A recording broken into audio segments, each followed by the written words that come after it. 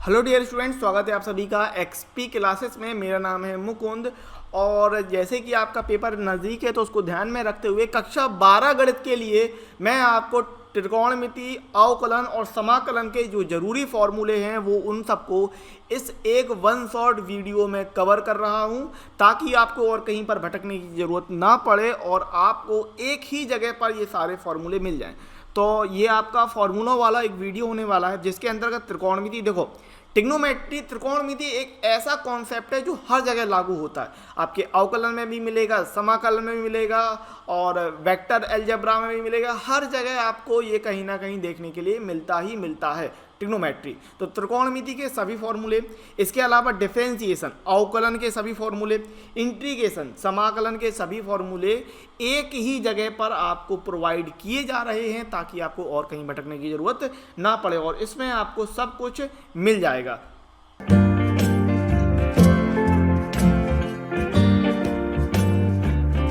आपके सपने कभी भी जादू से पूरे नहीं हो सकते। आपके सपने कभी भी जादू से पूरे नहीं हो सकते। उसके लिए कड़ी मेहनत, दृढ़ इच्छा शक्ति और लगन की आवश्यकता होती है। तो जिद करो और अपने सपनों को पूरा करो। और इसी के साथ हेलो डियर स्टूडेंट, मेरा नाम है मुकुंद और आप देख रहे हैं एक्सपी क्लासेस।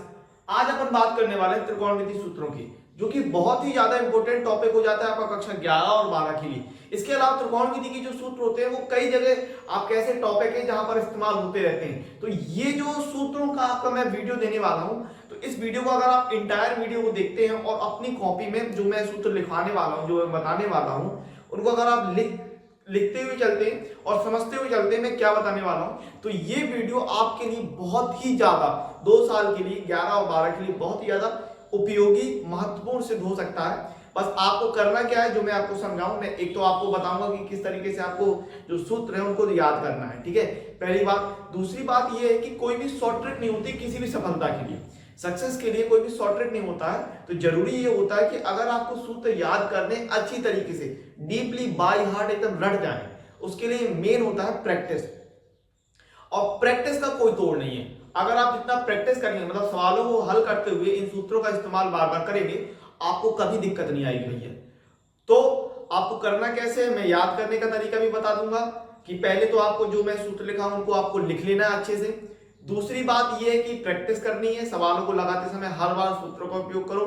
तीसरी बात, हर बार कभी भी हो 15-20 मिनट के लिए फेर लिया करो। डेली नहीं फेरना है, हफ्ते में एक दिन, हफ्ते में एक बार उन सूत्रों को क्या करो, रिवीजन कर लो बस। और मैं इंपोर्टेंट सूत्र भी बताऊंगा, कुछ और नेसेसरी सूत्र भी बता दूंगा जो कि नॉट सो इंपोर्टेंट रहेंगे, मतलब बहुत ज्यादा उपयोगी नहीं रहेंगे, लेकिन वो सूत्र हैं, उनका किसी किसी क्वेश्चन में इस्तेमाल हुआ है, ठीक है। तो इस तरीके के सूत्र भी मैं आपको बताने वाला हूं। तो इस वीडियो को अभी से लाइक कर दो, शेयर कर दो, सब्सक्राइब कर दो चैनल को, और हम बात करते हैं त्रिकोणमिति सूत्रों की। तो सबसे पहला आपका जो सूत्र है, जो आपने कक्षा 10 में पढ़ा होगा, वो है आपका फंडामेंटल ट्रिग्नोमेट्रिक आइडेंटिटी, यानी आधारभूत त्रिकोणमिति सर्वसंख्या। ये सूत्र ऐसे हैं जो आपने हाई स्कूल में पढ़ रखे हैं, और इसमें पहला ऐसा सूत्र है, इसमें जो पहला वाला सूत्र है वो एक ऐसा सूत्र है, इसको आप देखते ही याद कर लेते हो।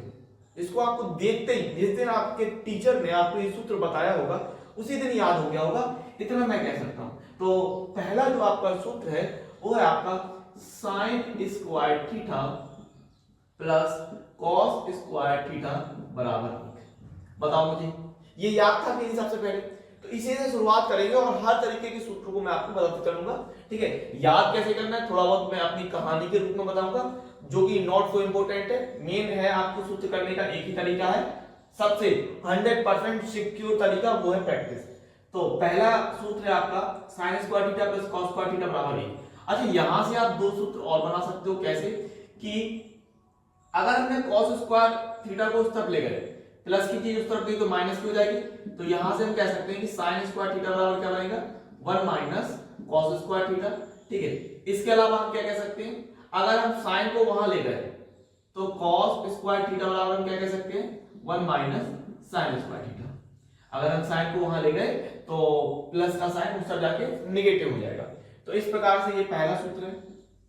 दूसरे सूत्र की मैं बात करूं तो दूसरा और तीसरा सूत्र, ये दो ऐसे सूत्र है भैया, मैं अधिकतर बच्चों को ये देखता हूं, अधिकतर स्टूडेंट्स को, कि इन दो सूत्रों को याद करने में दिक्कत हो जाती है, लेकिन कुछ नहीं है। ध्यान रखिएगा मैं क्या बता रहा हूं आपको, sec square theta minus tan square theta बराबर 1। और तीसरा आपका cosec square theta minus cot square theta बराबर 1। ये सूत्र है, ये दो सूत्र है, इंपॉर्टेंट सूत्र है क्योंकि इनका इस्तेमाल बार बार होता रहता है, कक्षा 12 में भी 11 में भी हर जगह इस्तेमाल होता है, तो इनको याद रखना है। ठीक है, अच्छा याद करने का तरीका क्या है ये समझ लो।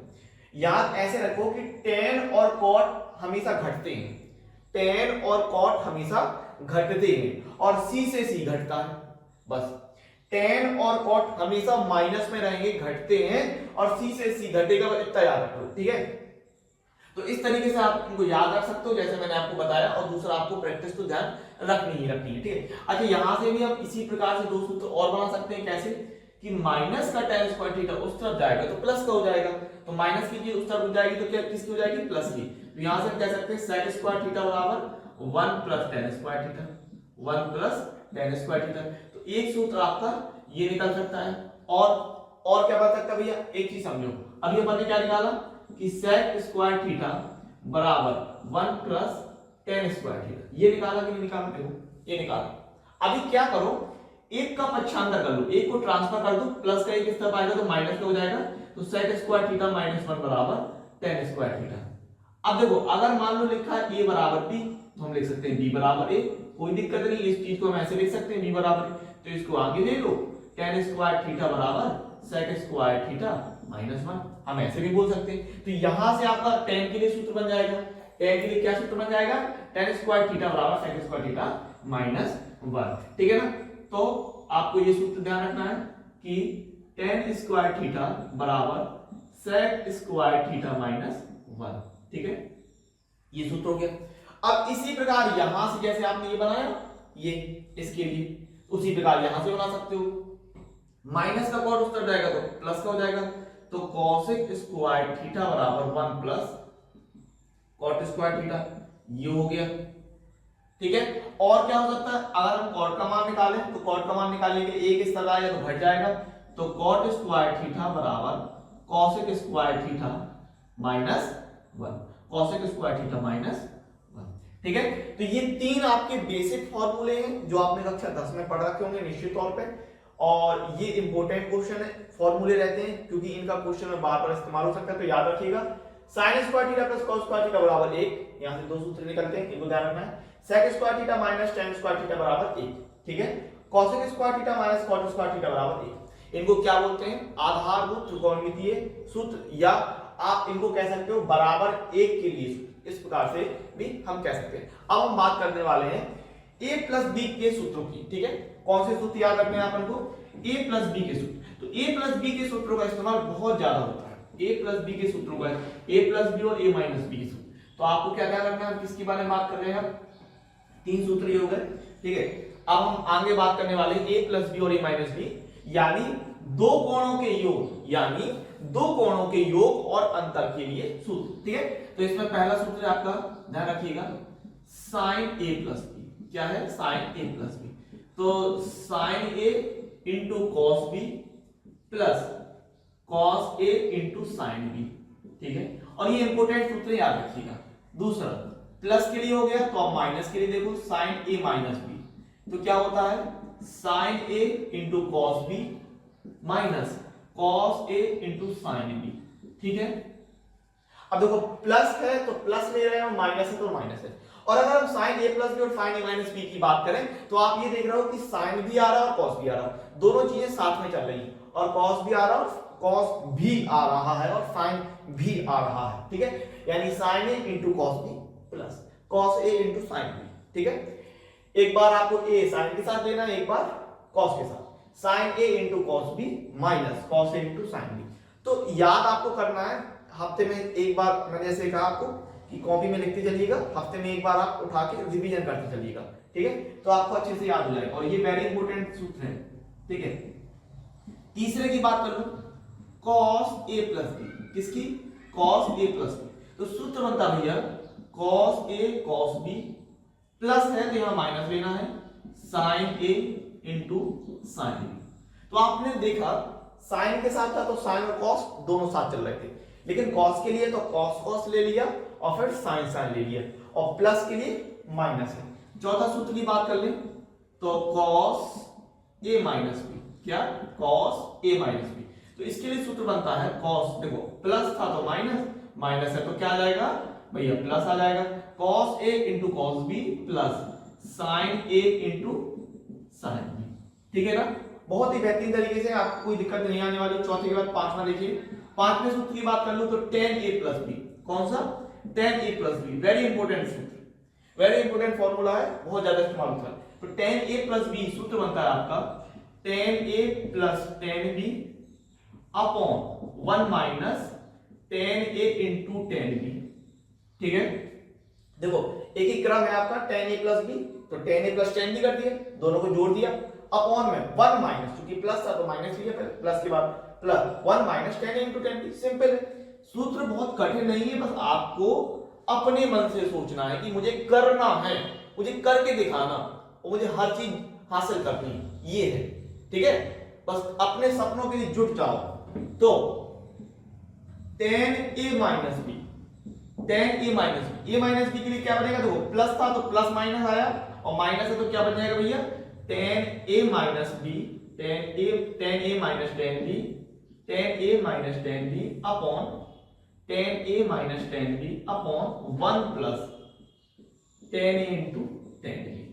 Simple, simple is that, tan a minus b बराबर tan a minus tan b upon 1 plus tan a into tan b। Simple. अब इसी के आगे अगर मैं बात करूं तो कॉट के लिए सूत्र बनता है, कॉट के लिए सूत्र बनता है जो इंपॉर्टेंट नहीं है, लेकिन आप चाहो तो इनको याद रख सकते हो। ठीक है, 7वां number cot a plus b, क्योंकि ये सूत्र थोड़े अलग होते हैं, लेकिन जब tan है अपने पास तो कॉट की आवश्यकता पड़ती नहीं होती, लेकिन कभी कभी अगर जरूरत पड़ जाती है इसकी भी, तो सूत्र आप याद कर सकते हो कि cot a into cot b minus 1 upon cot b plus cot a। ठीक है, और 8 कॉट a माइनस b, किसके बारे में बात करें, कॉट a माइनस b, तो ये बनता है आपका cot a into cot b plus 1 upon cot b minus cot. ठीक, ये नॉट सो इंपोर्टेंट फॉर्मूला है, लेकिन आप उनको ध्यान रखिए। मैं अगर बहुत अच्छे स्टूडेंट्स की, मतलब आप चाहते हैं कि 100 में 100% हो, 100 में 100% एकदम परफेक्ट आए, तो उसके लिए जरूरी है कि अपनी तरफ से 100% हो, तो इनको आप ध्यान रख सकते हो। कॉट a प्लस b बराबर कॉट a प्लस b बराबर cot a into cot b minus 1 upon cot b plus cot a। ठीक है, और आगे अगर मैं बात करूं cot a minus b, cot a into cot b plus 1 upon cot b minus cot a। ठीक है, इसी पर हम आगे बात करते हैं। एक सूत्र और रहता है जो tan, जैसे आप अभी आपने देखा tan a प्लस b का सूत्र, क्या देखा आपने, tan a प्लस b का सूत्र देखा, तो tan a प्लस b का सूत्र क्या देखा आपने, tan a plus tan b upon 1 minus tan a into tan b, ये देखा। ठीक है, अब इसी पर आधारित एक सूत्र और है जिसको आप ध्यान रख सकते हो, क्या, और वो है आपका tan a plus b plus c का सूत्र। ठीक है, tan a plus b plus c का सूत्र, ये भी नॉट सो इंपोर्टेंट है, मतलब अगर आपके पास a प्लस b का सूत्र है तो वो लगा सकते हो, इसकी जरूरत नहीं पड़ेगी, लेकिन आप इसको ध्यान रख सकते हो। क्या है ये आपका, देखो एक पैटर्न चलेगा, एक तरीके के रूप में चलेगा, और बहुत ही सिंपल है, tan a plus tan b plus tan c, क्या किया, सबको जोड़ दिया। ठीक है, फिर घटाया और गुणा करिए रूप में tan a into tan b into tan c, बस सिंपल। पहले सबको जोड़ दो, फिर माइनस करके tan a into tan b upon into tan c गुणे के रूप में अपॉन 1 माइनस, अब डबल डबल करके चलोगे, tan a into tan b minus, फिर tan b into tan c minus, फिर tan c into tan a। Simple, देखो एक पैटर्न के रूप में, तो इसको आप ध्यान रख सकते हो। इसके अलावा अभी मैंने आपको बताया a प्लस बी और a माइनस बी के लिए सूत्र, किसके लिए बताया मैंने आपको, a प्लस बी और a माइनस बी के लिए सूत्र। इसका मतलब क्या कि दो कोणों के योग एवं अंतर के लिए सूत्र। अब उसी पर आधारित कुछ रिजल्ट निकालते हैं जिनको आप ध्यान रख सकते हो कि sine a plus B into sine a minus B, sine a plus B, ये इनका इस्तेमाल होता है, तो इनको आपको ध्यान रखना है। Sine a plus B into sine a minus B बराबर ये होता है sine square a minus sine square b, या फिर हम कह सकते हैं cos square b minus cos square a। ये सूत्र बनता है, ठीक है, इसको आप ध्यान रख सकते हो, ठीक है। और एक और सूत्र निकल के आता है cos a plus B into cos A minus B into cos A minus B. तो ये सूत्र क्या निकल के आता है, ध्यान रखिएगा, cos square a minus sine square b, cos square a minus sine square b, या फिर हम कह सकते हैं cos square b minus sine square a, ठीक है। तो जैसे मैंने आपको कहा है सूत्रों को याद करने के लिए कि आप इनको लिख लो अच्छे से और हफ्ते में एक बार रिवीजन कर लो, बस मेरी गारंटी आपको याद हो जाएंगे। आप कभी नहीं कहोगे त्रिकोणमिति के मुझे सूत्र याद नहीं हुए, ठीक है। तो ये सूत्र है। इसके बाद हम बात करते हैं कुछ और इंपोर्टेंट सूत्रों की जो कि वेरी वेरी इंपोर्टेंट है, जो कि बहुत ही ज्यादा, ये तो आपको याद होनी चाहिए, ठीक है। तो ये वाले सूत्र हैं आपके ज्या एवं कोज्या, मैं बता रहा हूं ज्या एवं कोज्या की गुणनफल के सूत्र। कौन है? ज्या एवं कोज्या। ज्या का मतलब साइन, कोज्या का मतलब कोसाइन, ठीक है, कॉस, ठीक है, कोज्या का मतलब कॉस, साइन और कॉस के गुणनफल के, ठीक है, साइन और कॉस के गुणनफल के सूत्र। तो वेरी इंपोर्टेंट सूत्र है, इनको ध्यान रखिएगा, वेरी इंपोर्टेंट सूत्र, ठीक है। तो पहला 2 sin a into cos b, 2 sin a into cos b, तो ये बनता है आपका sin a plus b plus sin a minus b, ठीक है, sin a plus b plus sin a minus b। दूसरा सूत्र है इसी में 2 cos a into sin b, 2 cos a into sin b, तो ये बनता है आपका sin a plus b minus sin a minus b। तो आपने यहां पर क्या देखा कि अगर दोनों चीजें चले, मतलब साइन कॉस दोनों चले, तो जो सूत्र बनेगा वो साइन साइन में बनेगा। अब अगर साइन आगे है तो प्लस आएगा और कॉस आगे है तो माइनस आएगा। क्या बोला मैंने? अगर गुणे वाला सूत्र दोनों के साथ चले, यानी साइन भी हो और कॉस भी हो, तो इस स्थिति में साइन आगे होने पर प्लस ले लोगे और कॉस आगे होने पर माइनस ले लोगे, और क्या आएगा sin a plus B plus sin a minus B, sin a plus B minus sin a minus B. समझ गया मेरी बात? तीसरा सूत्र देखो, बहुत ही इंपॉर्टेंट सूत्र है ये, 2 cos a into cos b, 2 cos a into cos b, तो ये बनता है आपका cos a plus b plus cos a minus b, ठीक है। और चौथा सूत्र है आपका 2 sin a into sin b, 2 sin a into sin b बराबर cos a minus b minus cos a plus b, ठीक है, cos a minus b minus cos a plus b। इसको आपको ध्यान रखना है, ये चार सूत्र वेरी इंपॉर्टेंट है, मैंने आपको तरीका बताया। अगर साइन और cos साथ साथ में आए तो साइन साइन लोगे, ठीक। अगर cos cos है और साइन साइन, मतलब एक ही चीज है, तो अगर एक ही चीज है तो कैसे cos cos आएगा, cos cos आएगा। समझ गया बात? ठीक है। अगर साइन आगे है तो प्लस लेना है और cos आगे है तो माइनस लेना है, जब दोनों मिक्स चले, ठीक। अगर cos cos है तो cos a plus b plus cos a minus b हो गया, लेकिन अगर साइन है तो अभी cos cos आएगा, लेकिन क्या आ जाएगा cos a minus b minus cos a plus b, ठीक है। और ये तरीके आप बिठा सकते हो अपने अनकॉन्शियस माइंड में, जैसे छोटा दिमाग कहते हैं ना, उसमें बिठा सकते हो, ताकि आपको एक रफली तरीके से याद हो जाए, ठीक है। बाकी का रिवीजन और प्रैक्टिस मस्ट है। अब आगे हम बात करेंगे जो चार सूत्र वेरी इंपॉर्टेंट होते हैं, वो है सी और डी, यानी साइन और कॉस के योग और अंतर के सूत्र, ठीक है, यानी जिसे हम कह सकते हैं सी और डी के सूत्र, सी प्लस डी और सी माइनस डी के लिए सूत्र, ठीक है। तो जरा ध्यान देंगे, देखिए ये भी आपके सूत्र में जो बताने वाला हूं वो वेरी इंपॉर्टेंट सूत्र है, इनको आपको ध्यान रखना है। क्या? पहला, दूसरा, तीसरा और चौथा, चार सूत्र हैं आपके, जैसे मैंने आपको कहा। तो साइन सी plus sine d, sine c minus sine d, ठीक है, cos c plus cos d और कॉस सी माइनस कॉस डी, ये चार सूत्र हैं जिनको आपको ध्यान रखना है। देखो भाई, अगर साइन सी प्लस साइन डी कर रहा है तो ये आपको निकल के आता है 2 sine C plus D by 2 into cos C minus D by 2। अब देखो मुझे याद है ना, मुझे कैसे याद हुई? मुझे याद हुई, मैंने बार बार प्रैक्टिस की, मैंने बार बार पढ़ाया, मैंने बार बार सीखा। तो जब मुझे याद हो सकते तो आपको भी याद हो सकते। अब आप कहोगे सर आप तो पढ़ाते रहे हो तो आपको याद है, लेकिन आपका तो ये काम है ना, आपकी जिम्मेदारी है, तो आपको याद करना है। समझ रहे हो ना मेरी बात? हाँ, तो sin c plus sin d 2 sin c plus d by 2 into cos c minus d by 2, फिर बराबर 2 sin c minus sin d है तो cos आगे ले लोगे, 2 cos c plus d by 2 into sin c minus d by 2। देखो अगर sin sin sin sin है तो मिक्स में चल रहा ना, साइन अगर प्लस में कह रहा है तो साइन को आगे लेना है, और अगर माइनस में कह रहा है तो कॉस को आगे लेना है। ठीक है, cos c plus cos t और cos c minus cos t, जरा ध्यान दीजिएगा। तो cos c plus cos t के लिए आता है आपका 2 cos c plus d by 2 into cos c minus d by 2। ठीक है, cos प्लस में है तो cos cos, और अगर माइनस में है तो sin sin। अब sin sin कैसा, जरा ध्यान देंगे, sin sin कैसा, जरा ध्यान देंगे। माइनस आगे लेना है यहाँ पर, minus 2 sin c plus d by 2 into cos into sine c minus d by 2। ये सूत्र है आपके 4।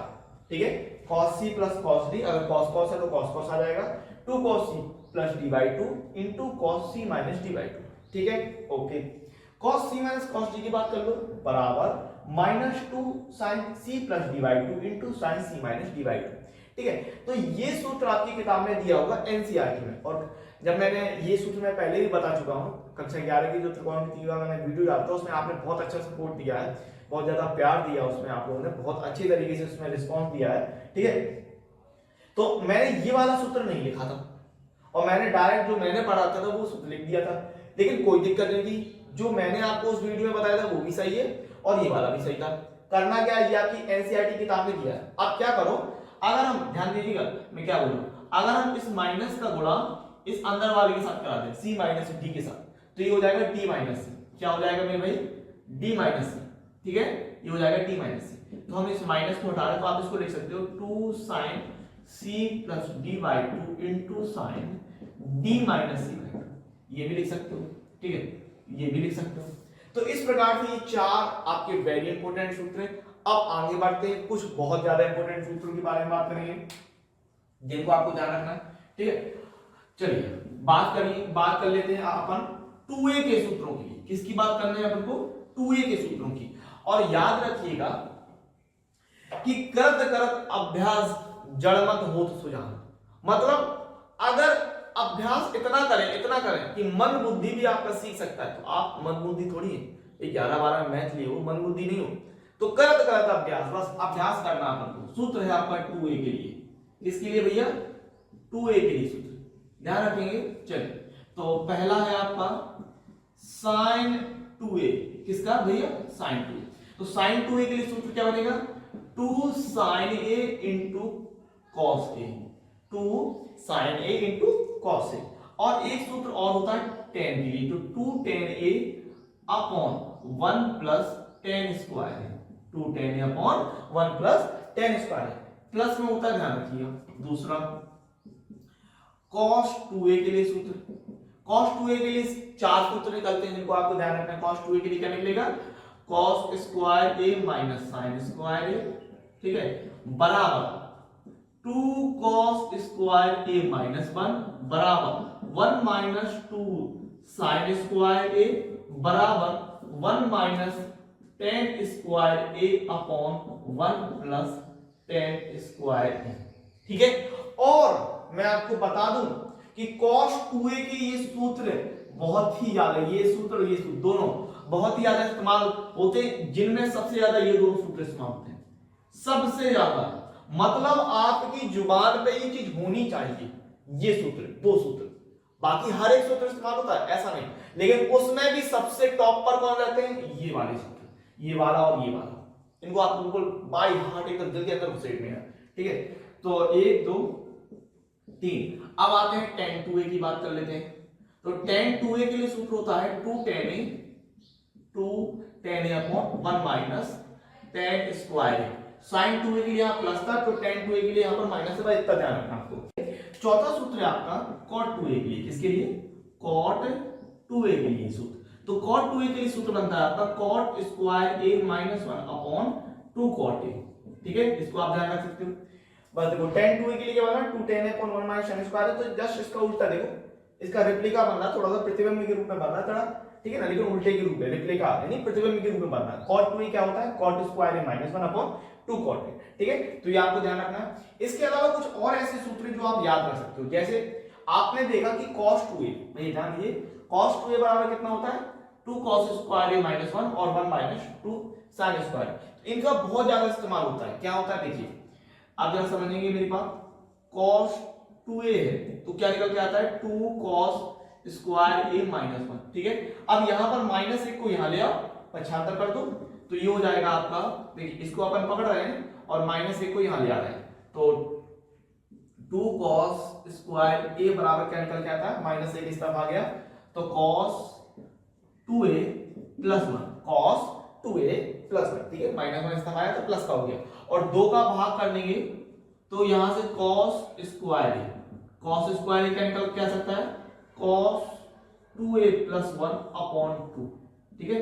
तो यहां से एक सूत्र इस रूप में भी निकलता है cos स्क्वायर a बराबर cos 2a प्लस 1 अपॉन 2, लेकिन इनका इस्तेमाल हम सवालों में ज्यादा बेहतर तरीके से करते हैं, ठीक है। आपको तो ये सूत्र याद रखने जो मैंने अभी बताया, ठीक है, ये सूत्र आपको ध्यान रखने हैं, और इस तरीके की जो आपका प्रोसेस होगी वो सवाल में बेहतर तरीके से होगी, ठीक है। अभी चलिए बढ़ते हैं। अब यहाँ पर अपन को क्या ध्यान रखना है, इसको मैं हटाता हूं, अभी आपको यहाँ पर क्या ध्यान रखना है, मैंने बात किसकी की 2a के लिए सूत्र, किसकी बात की मैंने 2a के लिए सूत्र, अभी आपको ध्यान रखना है a/2 के लिए, बस करना क्या है समझो।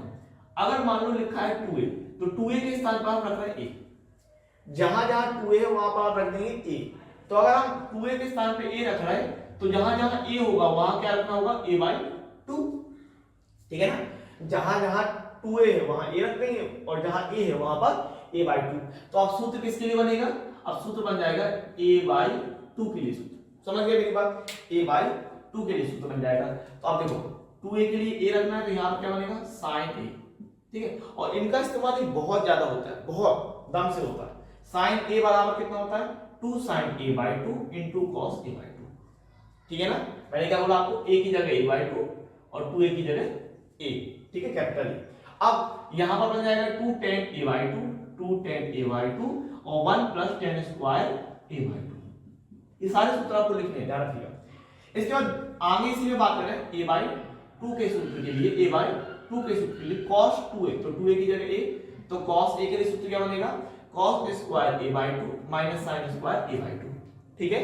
और क्या बन सकता है, और बन सकता है आपका 2 cos square a/2, 2 cos square a/2 minus 1 बराबर 1 माइनस 2 sin स्क्वायर a/2, ये भी सूत्र हो सकते हैं, ठीक है।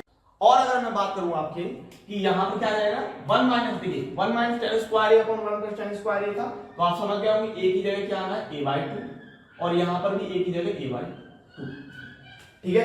इसी प्रकार देखिए tan 2a के लिए क्या बन जाएगा 2a है तो 2a की जगह a, तो tan a के लिए क्या बनेगा 2 tan a/2, 2 tan a/2 upon 1 minus tan square a/2, ठीक है। और cot 2a था तो cot a के लिए सूत्र बनाओ, तो cot a के लिए क्या बनेगा cot square a/2, cot square a/2 minus 1 upon 2 cot a/2, ठीक है।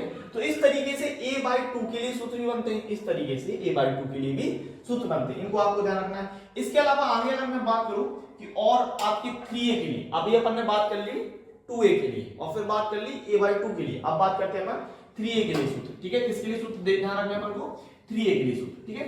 तो जरा ध्यान दीजिए 4 सूत्र होते हैं भैया, ठीक है, कितने होते हैं सूत्र इसमें 3a के लिए, 3a के लिए 4 सूत्र होते हैं, उसमें 2 बहुत ज्यादा इंपॉर्टेंट है क्योंकि उनका इस्तेमाल होता रहता है। तो सूत्र है आपके 3a के लिए सूत्र, किसके लिए भैया 3a के लिए सूत्र, ठीक है ना। अब जरा ध्यान दीजिए 3a के लिए सूत्र मतलब sin, पहला sin 3, तो sin 3a होता है आपका 3 sin, बहुत ही सिंपल है, कुछ नहीं करना। sin 3 मैं आपको बता रहा हूं तरीका, sin 3 क्या 3 sin है, माइनस लगने ही लगना और 4 sin क्यूब a, बस 3 sin है, देखो कितना सरल है, 3 sin है minus 4 sin cube a, simple. देखो पैटर्न है कि नहीं, 3 था तो 3 sin है माइनस, बस 4 ले लेना बस और क्यूब कर देना बस। अब इसी प्रकार मैं बात करूं cos की, तो cos 3, अब cos के लिए क्या है 4 वाला सिस्टम आगे ले लोगे, cos के लिए 4 वाला सिस्टम आगे, तो क्या आ जाएगा 4 cos क्यूब ए माइनस 3 cos ए, बस हो गया। अब अभी तीसरा सूत्र क्या है, तीसरा सूत्र है आपका tan के लिए, किसके लिए, tan के लिए। तो tan 3a बराबर होता है 3 tan a, देखो tan 3 था 3a, तो 3 आगे ले लो, 3 tan a minus tan cube कर देंगे घन, tan cube a upon 1 minus 3 tan square a, as simple as that, बस कुछ नहीं है। देखो पैटर्न चल रहा, tan 3a, तो 3 आगे ले लो, 3 tan a minus tan cube a upon 1 minus 3 tan square, बस। चौथा cot 3a के लिए सूत्र, तो cot 3a के लिए क्या बनेगा, इसी प्रकार 3 cot a minus cot cube a upon cube a, घात 3 चढ़ी, ठीक है, cube a 1 upon 1 minus 3 cot square a, simple, ठीक है। अब जैसे अपन लोगों ने 2a के लिए सूत्र पढ़ा और 2a के बाद अपन ने a/2 के लिए सूत्र पढ़ लिया, उसी प्रकार जैसे अपन ने 3a के लिए सूत्र पढ़ा, अब यहां पर क्या पढ़ना है अपन को, a/3 के लिए सूत्र। क्या करेंगे, जहां जहां 3a है उस जगह रख देना है अपन को a, जहां जहां 3a है उस जगह रख देना a, और जहां a होगा वहां क्या लिख जाएगा, a/3, बस ध्यान रखना इस बात को। तो a/3 के लिए सूत्र बना दोगे, तो sin a बराबर कितना हो जाएगा, 3 sin a/3, 3 sin a/3 minus 4 sin cube a/3, ठीक है। cos a के लिए सूत्र क्या बन जाएगा, यहां से 4 cos cube a/3 minus 3 cos a/3, ठीक है। और tan a के लिए सूत्र क्या बन के आएगा, 3 tan a upon 3 minus tan cube a upon 3, minus tan cube a upon 3 upon 1 minus 3 tan square a/3। और cot के लिए क्या बनेगा, cot a के लिए तो यह आ जाएगा cot a/3, 3 cot a/3, cot a के लिए बनेगा बराबर 3 cot a/3 minus cot cube a/3 upon 1 minus 3 cot square a/3, as simple as that. तो आपने इस तरीके से कई प्रकार के सूत्र पढ़े, आपने a plus B minus B के लिए सूत्र पढ़ा, आपने गुणा वाले सूत्र पढ़े, आपने c और d वाले सूत्र पढ़े, c प्लस d, आपने 2a के लिए सूत्र पढ़ लिए, आपने 3a के लिए सूत्र पढ़ लिए। तो इस तरीके से आपके ये जो सूत्र हैं, जो मेन सूत्र हैं इंपॉर्टेंट वाले, वो यहीं पर समाप्त होते हैं।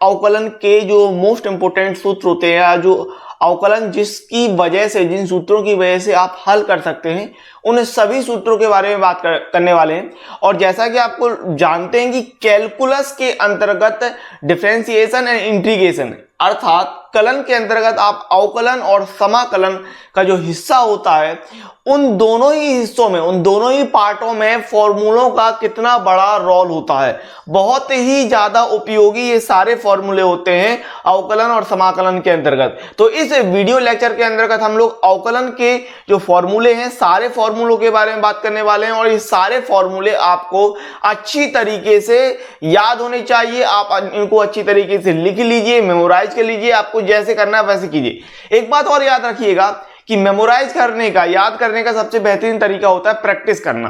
तो आप जितने ज्यादा सवालों को हल करते आते हैं, प्रैक्टिस करते आते हैं, ये फॉर्मूले आपको उतने ही अच्छी तरीके से याद होते चले जाते हैं। इस बात को ध्यान रखिएगा। चलिए स्टार्ट करते हैं।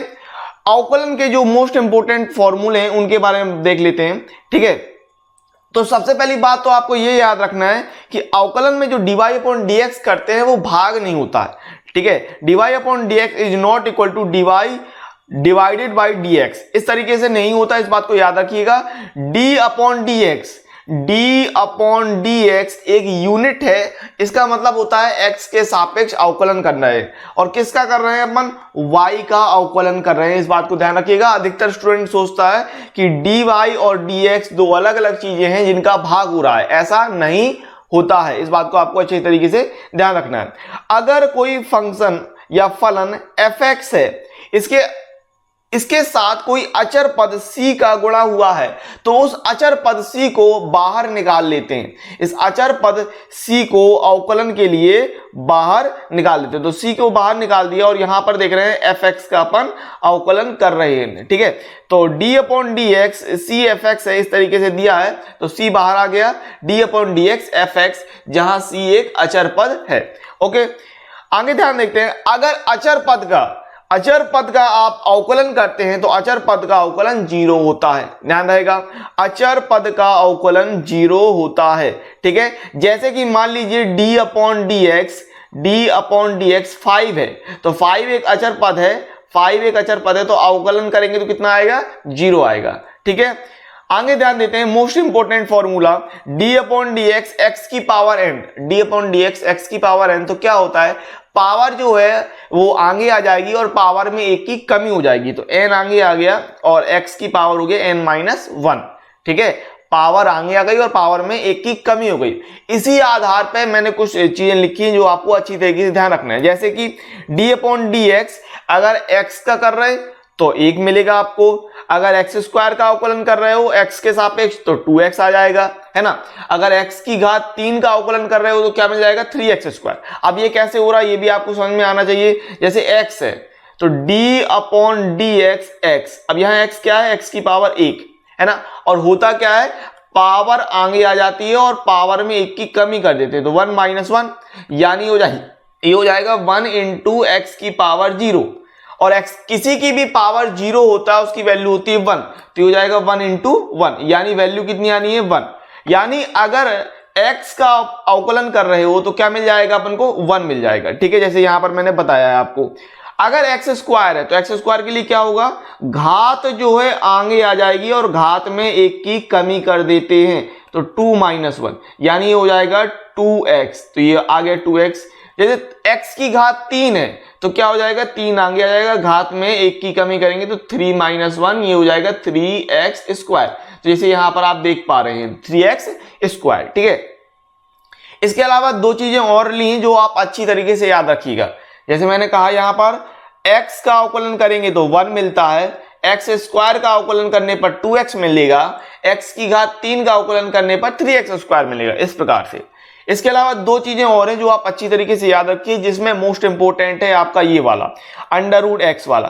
अंडर रूट एक्स को अगर अपन तोड़ते हैं, अंडर रूट एक्स का अगर अवकलन करते हैं तो आपको मिलता है 1 अपॉन 2 अंडर रूट एक्स। क्या मिलता है, 1 अपॉन 2 अंडर रूट एक्स। ये आपको अच्छी तरीके से याद रखना है। कैसे, देखिए अंडर रूट एक्स में क्या है, अंडर रूट एक्स की अगर मैं बात करूं तो होता है एक्स की पावर 1 अपॉन 2, और घात के लिए क्या करते हैं, घात आगे आ जाती है और घात में 1 की कमी कर देते हैं, तो यहां से मिलेगा 1 अपॉन 2 एक्स की पावर माइनस 1 अपॉन 2। अच्छा, एक्स की पावर माइनस 1 अपॉन 2 है तो प्लस करने के लिए नीचे ले जा सकते हैं, तो हो जाएगा नीचे हो जाएगा एक्स की पावर 1 अपॉन 2, और एक्स की पावर 1 अपॉन 2 का मतलब हो गया 1 अपॉन 2 अंडर रूट एक्स। तो यहीं पर आप देख पा रहे हैं, यही चीज मैंने यहां पर लिखी है। इसको आप अच्छी तरीके से याद रखिएगा कि अंडर रूट एक्स का हो जाएगा 1 अपॉन 2 अंडर रूट एक्स, क्योंकि आने वाले जो वीडियो होंगे, जो लेक्चर वीडियो होंगे, जो एक्सरसाइज के वीडियो होंगे, उसमें मैं इसका डायरेक्ट इस्तेमाल करने वाला हूं, अंडर रूट एक्स का 1 अपॉन 2 अंडर रूट एक्स, ठीक है। और इसी प्रकार देख पा रहे हैं एक्स की पावर माइनस 1 का क्या, माइनस 1 अपॉन एक्स स्क्वायर। इसमें भी आपको कोई समस्या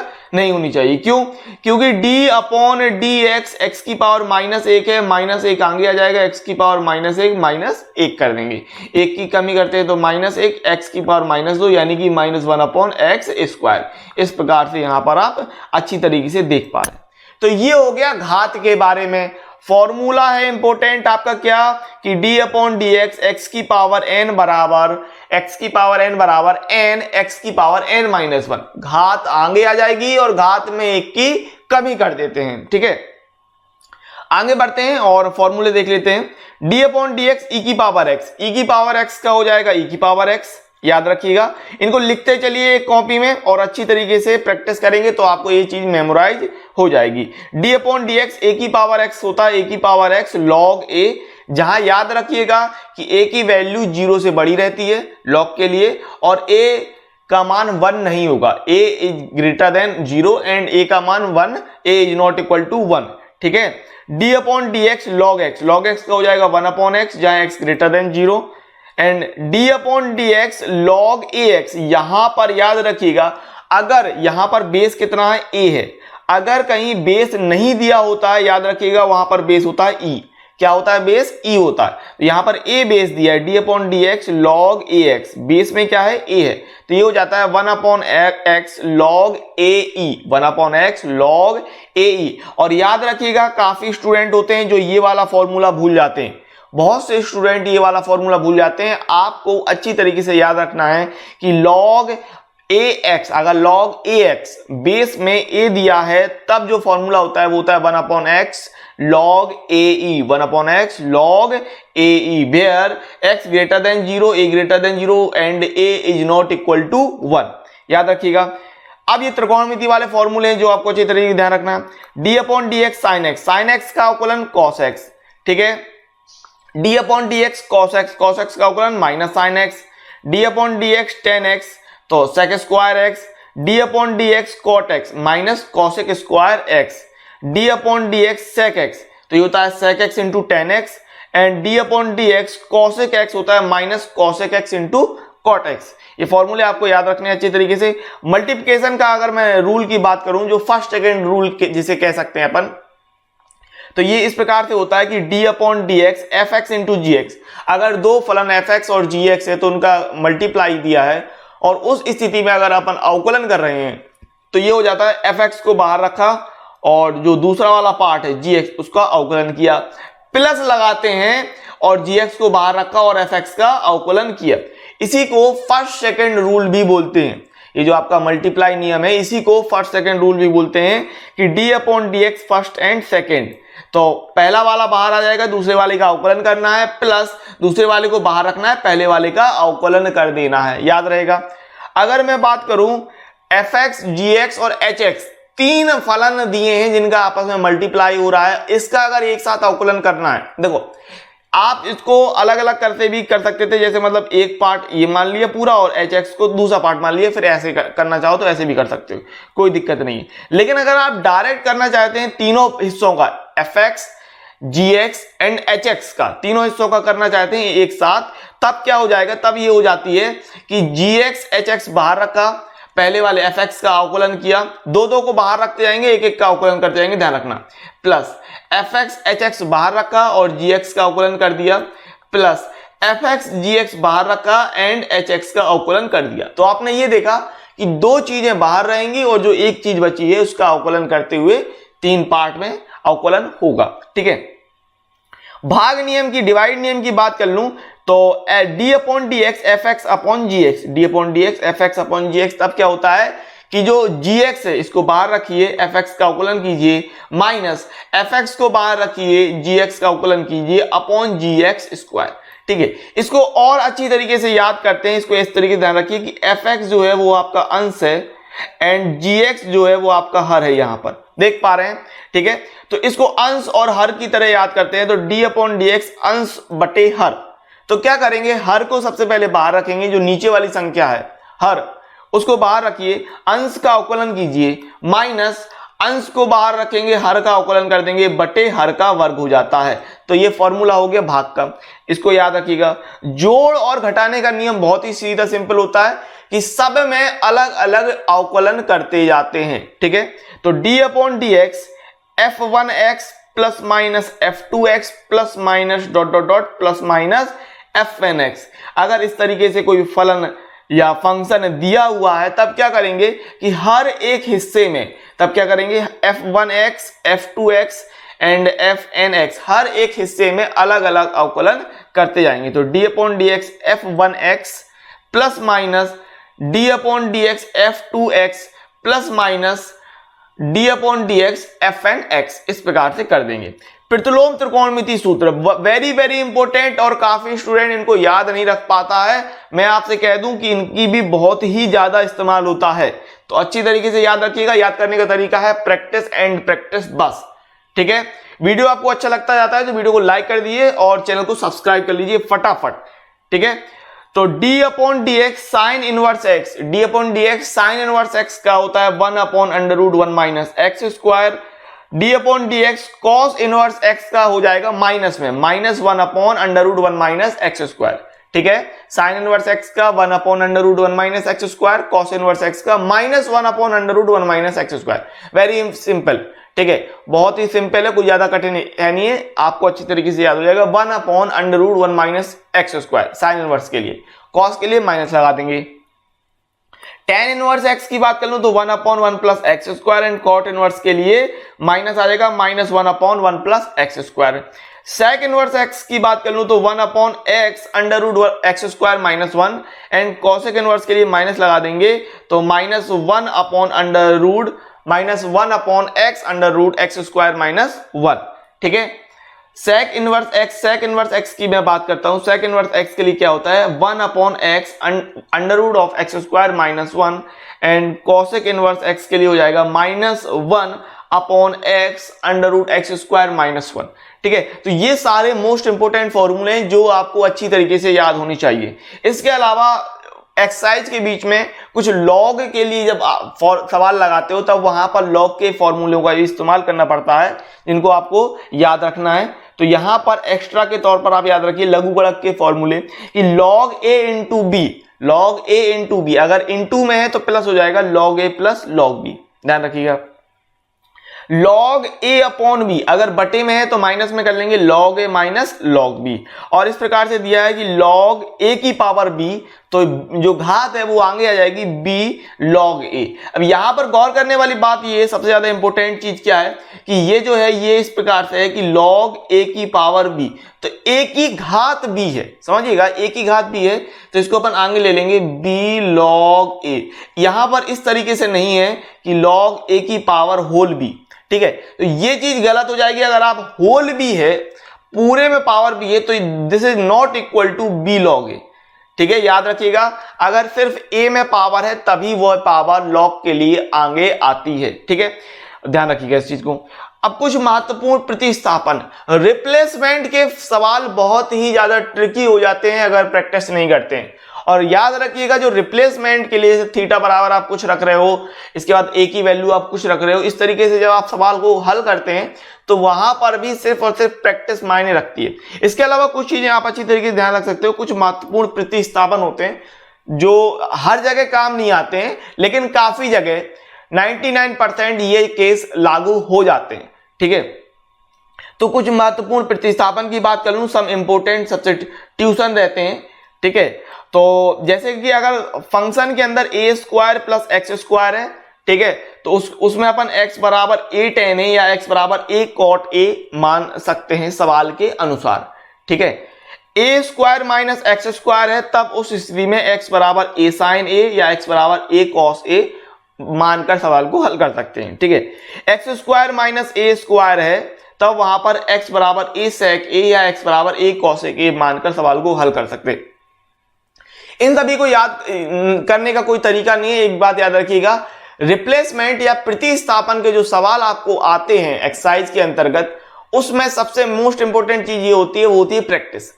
सवाल आप जितने ज्यादा हल करेंगे उतने ज्यादा आपको पता चल जाएगा कि किस सवाल में किस चीज को किस हिसाब से प्रतिस्थापन करना है। और याद रखिएगा प्रतिस्थापन रिप्लेसमेंट करने से अगर सवाल करते हैं तो बहुत ही ज्यादा सिंपल सवाल हो जाता है, ठीक है। अगर फंक्शन के अंदर कुछ इस तरीके से दिया है कि under root a minus x upon a plus x या under root of a plus x upon a minus x, तब हम एक्स बराबर ए कॉस 2a रख सकते हैं। और अगर इस तरीके से दिया है कि a square minus x square upon a square plus x square under root के अंदर, या फिर आप कह रहे हैं कि under root a square plus x square upon a square minus x square, तो वहां पर एक्स स्क्वायर बराबर हम ए स्क्वायर कॉस 2a रख सकते हैं। तो कुछ ये रिप्लेसमेंट के लिए फंक्शन जो मैंने ले लिए थे और मैंने इसमें आपको बता दिया सारी चीजें। तो ये अवकलन के ये सारे फॉर्मूले हो गए। इसके अलावा मैंने बोनस के तौर पे यहाँ पर सांतता, कंटिन्यूटी एंड अवकलनीयता डिफरेंटिबिलिटी के भी सारा कॉन्सेप्ट क्लियर कराने की कोशिश की है। मैं आगे इसमें सारी चीजें बताने वाला हूं। वीडियो को अंत तक देखिएगा। वीडियो अगर आपको अच्छा लगता है तो वीडियो को शेयर जरूर कीजिएगा। अभी भी आपने एप्लीकेशन को डाउनलोड नहीं किया तो लिंक डिस्क्रिप्शन में मिल जाएगा। सर्च कर लीजिए प्ले स्टोर में एक्सपी क्लासेस, जहां से आप लाइव क्लासेस का एंजॉय कर सकते हैं। आगे मैंने कंटिन्यूटी और डिफरेंटिबिलिटी का कॉन्सेप्ट भी उठाया है ताकि एक ही वीडियो में आपका ये सारी चीजें निपट जाएं, ठीक है। कंटिन्यूटी का टॉपिक बहुत ही सिंपल रहता है। अगर आप बहुत ही अच्छी तरीके से इसको समझते हुए चलते हैं तो कोई दिक्कत नहीं आती। कंटिन्यूटी में होता क्या देख लीजिए, सांतत्य की बात कर लेता हूं, ठीक है। तो पहला है कि किसी बिंदु पर फलन की सांतत्य यानी continuity of a function at a point. तो फॉर्मूला इस प्रकार से होता है कि किसी फलन fx को अपने प्रांत के किसी बिंदु x बराबर a पर संतत होने के लिए, तो दो फॉर्मूले यहां से निकल के आते हैं, limit x tends to a fx बराबर fa, ठीक है।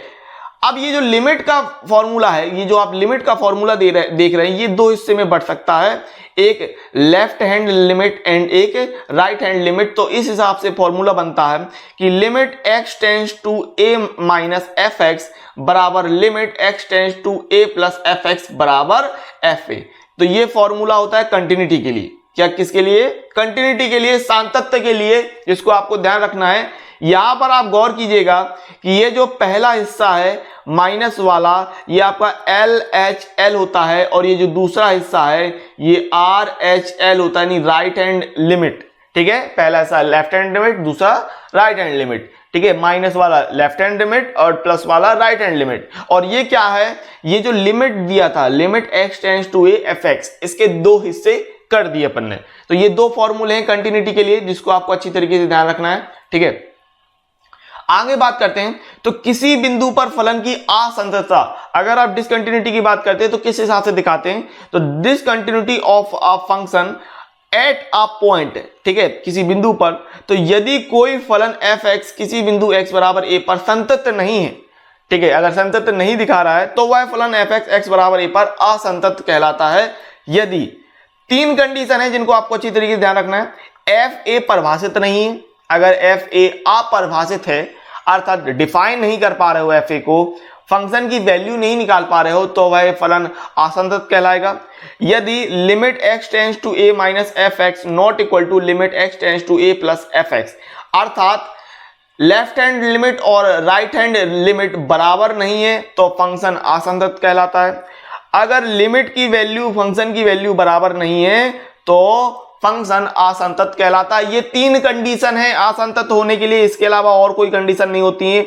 इनको आपको अच्छी तरीके से ध्यान रखना है, ठीक है। अगर डिसकंटिन्यूटी दिखाते हैं तो यही तीन कंडीशन आपको ध्यान रखनी होंगी, ठीक है। आगे बात करें तो संतत फलनों का बीजगणित यानी अलजेब्रा ऑफ कंटिन्यूअस फंक्शन, ठीक है। तो इसको देख लेते हैं कि यदि fx तथा gx दो वास्तविक फलन है, तो जो बिंदु x बराबर a पर संतत है, आपको सवाल कह रहा है कि fx और gx दो फंक्शन है जो x बराबर a पर कंटिन्यूटी दिखा रहे हैं तथा c एक वास्तविक संख्या है, तो निम्नलिखित फलन भी x बराबर a पर संतत होते हैं। क्या होंगे? यदि दोनों फंक्शन प्लस में है तो टोटल जो फंक्शन होगा, टोटल संयुक्त जो फलन हो जाएगा यहां से, वह एक कंटिन्यूटी दिखाएगा, वह भी कंटिन्यूटी दिखाएगा, संतत फलन दिखाएगा। अगर घटाते हैं तब भी आपका कंटिन्यूटी दिखाएगा। अगर c का अचर संख्या का आप गुणा करते हैं फंक्शन के साथ, तब भी कंटिन्यूटी बनी रहेगी, जहां c एक वास्तविक संख्या है। अगर मल्टीप्लाई करते हैं दोनों फंक्शन का, तब भी कंटिन्यूटी बनी रहेगी। 1/fx है, तब भी कंटिन्यूटी रहेगी, जहां fx नॉट इक्वल टू 0 होना चाहिए, ठीक है। याद रखिएगा, हर में कभी भी 0 नहीं होता है। अगर दोनों फंक्शन में fx/gx कर देते हैं, तब भी कंटिन्यूटी बनी रहेगी, तो जहां gx नॉट इक्वल टू 0 होना चाहिए, ठीक है। कुछ पॉइंट है जो आपको ध्यान रख सकते हैं कि दो संतत फलनों का संयुक्त फलन संतत होता है, जैसे यहां पर बात की मैंने। दो अगर संतत फलन थे fx एंड gx, और इनका आप अगर संयुक्त फलन निकालते हो तो वहां से जो चीज निकलती है वह भी कंटिन्यूटी को प्रदर्शित करता है, ठीक है। तो दो संतत फलनों का संयुक्त फलन संतत होता है। यदि फलन f अपने प्रांत d में संतत होता है, तो फलन मॉड f भी अपने प्रांत d में संतत होता है, यानी उसका जो मॉड्यूलस होगा, मापांक होगा, वह भी कंटिन्यूटी को शो करेगा, प्रदर्शित करेगा, ठीक है। अचर फलन, तत्समक फलन, बहुपदीय फलन, मापांक फलन, चरघातांकीय फलन, व्यापक चरघातांकीय फलन, लघुगणकीय फलन, त्रिकोणमितीय फलन, ये सारे फलन जो होते हैं वो संतत फलन की कैटेगरी में आते हैं, ठीक है। अवकलनीयता, डिफरेंटिबिलिटी की मैं बात कर लूं तो डिफरेंटिबिलिटी एक बहुत ही छोटा टॉपिक होता है, ठीक है, और काफी स्टूडेंट इस चीज को इग्नोर कर देते हैं। याद रखिएगा, डिफरेंटिबिलिटी के सवाल बन जाते हैं, इग्नोर मत कीजिएगा, ठीक है। इस बात को ध्यान रख सकते हैं आप। तो यदि y बराबर fx कोई फंक्शन है तो dy अपॉन dx बराबर d अपॉन dx अवकलन करें तो आपने ये फॉर्मूला पढ़ रखा है कि fx का अगर अवकलन करें तो इसको अपन f डैश x लिख सकते हैं। ठीक है, ये फॉर्मूला आपने पढ़ रखा है कि f डैश x बराबर होता है limit h tends to 0 fx plus h minus fx upon h। ठीक है, ये फॉर्मूला आपको याद रखना है कि limit h tends to 0 fx plus h minus fx upon h। ठीक है, अब किसी बिंदु पर फलन की अवकलनीयता तो differentiability of a function at a point. ठीक है, किस प्रकार से निकालते हैं यहाँ पर left hand derivative and right hand derivative होता है, LHD एंड RHD होता है। तो किसी बिंदु x बराबर a पर लेफ्ट हैंड डेरिवेटिव LHD की बात करूं तो LHD में याद रखिएगा क्या करते हैं क्या नहीं करते हैं, मैं बता देता हूं। जैसे ये आपका फॉर्मूला था ना, तो यहां पर याद रखिएगा LHD में कुछ नहीं, h जहां पर है वहां पर माइनस h कर देंगे एंड RHD में जो का रहेगा क्योंकि h जो होगा वो प्लस h रहता है, बस इतनी सी बात होती है। ठीक है, LHD में लेफ्ट हैंड डेरिवेटिव में क्या कर देते हैं, h के स्थान पे माइनस h और राइट हैंड में कुछ नहीं करते, फॉर्मूला जो का त्यों रहता है क्योंकि h के स्थान पे प्लस h रखना है अपन को। ठीक है, तो यहां से आपने ध्यान दिया कि जो LHD हो जाता है, LHD को आप प्रदर्शित करते हैं L f डैश a बराबर limit h tends to 0 f a minus h minus f a upon minus h। तो ये फॉर्मूला बन जाएगा। ठीक है, और जैसे मैंने कहा कि h के स्थान पे अपन क्या रख रहे हैं, माइनस h। तो यहाँ पर देखिए इस जगह पर h के स्थान पे आपने रख दिया माइनस h, तो ये यहाँ से निकल के आ रहा है, आप गौर कर रहे हैं कि limit h tends to 0 f a minus h minus f a upon minus h। इस प्रकार से हो गया LHD। RHD की मैं बात करूं राइट हैंड डेरिवेटिव तो RHD बराबर ले रहे हैं आप R f डैश a, यानी limit h tends to 0 f a plus h minus f a upon h। तो ये हो गया RHD के लिए फॉर्मूला। तो इस वीडियो लेक्चर के अंतर्गत आपने बात की है अभी यहाँ पर अवकलन के सारे फॉर्मूले, इसके अलावा कंटिन्यूटी और डिफरेंटिबिलिटी, संततता और अवकलनीयता के लिए भी मैंने कॉन्सेप्ट आपको क्लियर कराने की कोशिश की है बोनस के तौर पे इस वीडियो लेक्चर के अंतर्गत।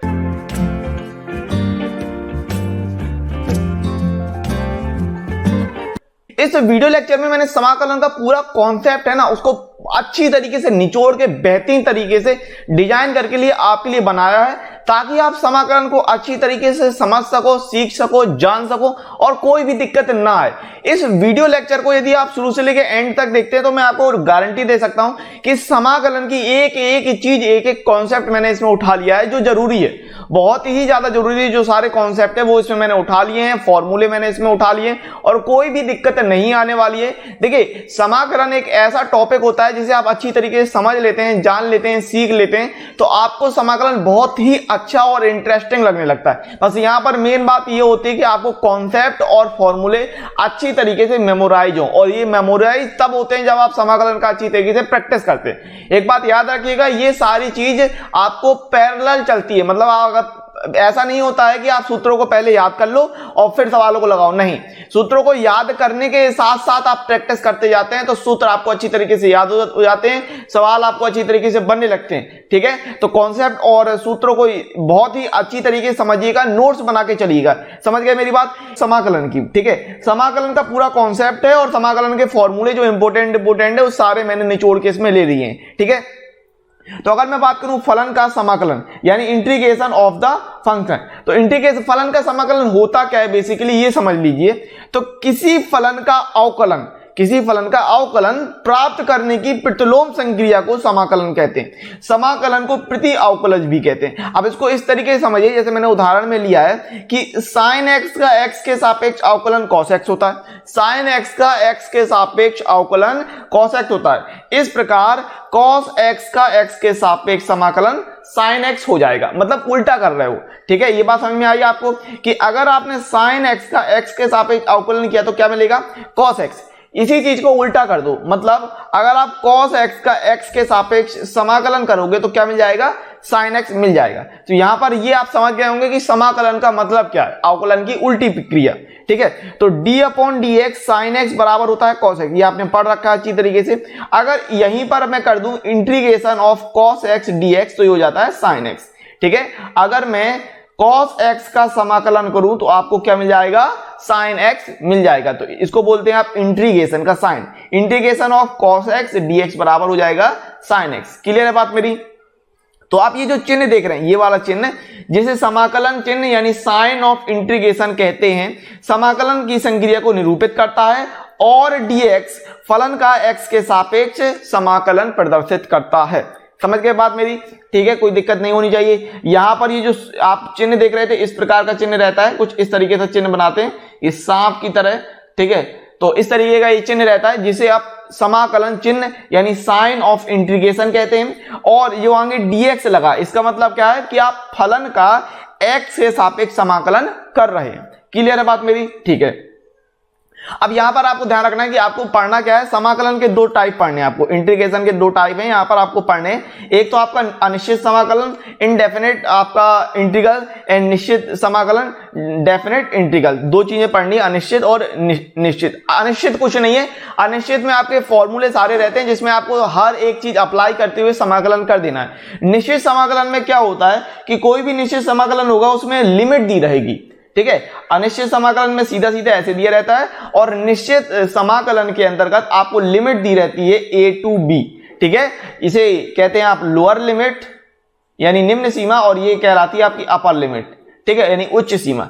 तो निश्चित समाकलन क्या होता है, एक लिमिट के बीच में बाउंडेड रहता है, एक सीमा के बीच में उसको आप फिक्स कर देते हो कि भाई इस सीमा पर आपको इंटीग्रेशन करना है, ये आपकी लिमिट है और इसमें आप करके दिखाएंगे। ठीक है, तो अनिश्चित समाकलन और निश्चित समाकलन ये दो चीजें आपको पढ़नी होती हैं। अब आगे आते हैं व्यापक समाकलन पर। ठीक है, व्यापक समाकलन जनरल इंटीग्रल क्या कहलाएगा, आप इसको समझिए। देखो, तो माना fx का अवकल गुणांक कैपिटल fx है। ठीक है, आपके पास एक फंक्शन है fx, स्मॉल fx, जिसका आप डिफरेंशिएशन कर रहे हैं, अवकलन कर रहे हैं। तो अवकलन करने के बाद आपको कैपिटल fx मिल रहा, मान लिया। ठीक है, तो यहां आपने ये जाना कि d/dx fx बराबर कैपिटल fx हो गया।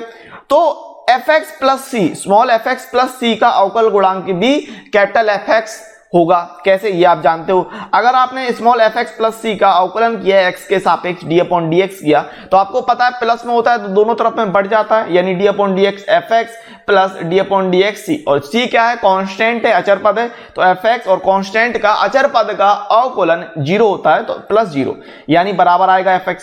यानी यहां से आपने ये देखा कि अगर हम fx का अवकलन कर रहे हैं तब भी fx है, और fx प्लस c का अवकलन कर रहे हैं तब भी fx है। इसका मतलब क्या कि अतः fx, अगर कैपिटल fx का इंटीग्रेशन करें, मैंने बताया इंटीग्रेशन है अवकलन की उल्टी विधि, तो इसका मतलब क्या कि fx का इंटीग्रेशन किया इनटू dx, तो आपको लेना है fx प्लस c।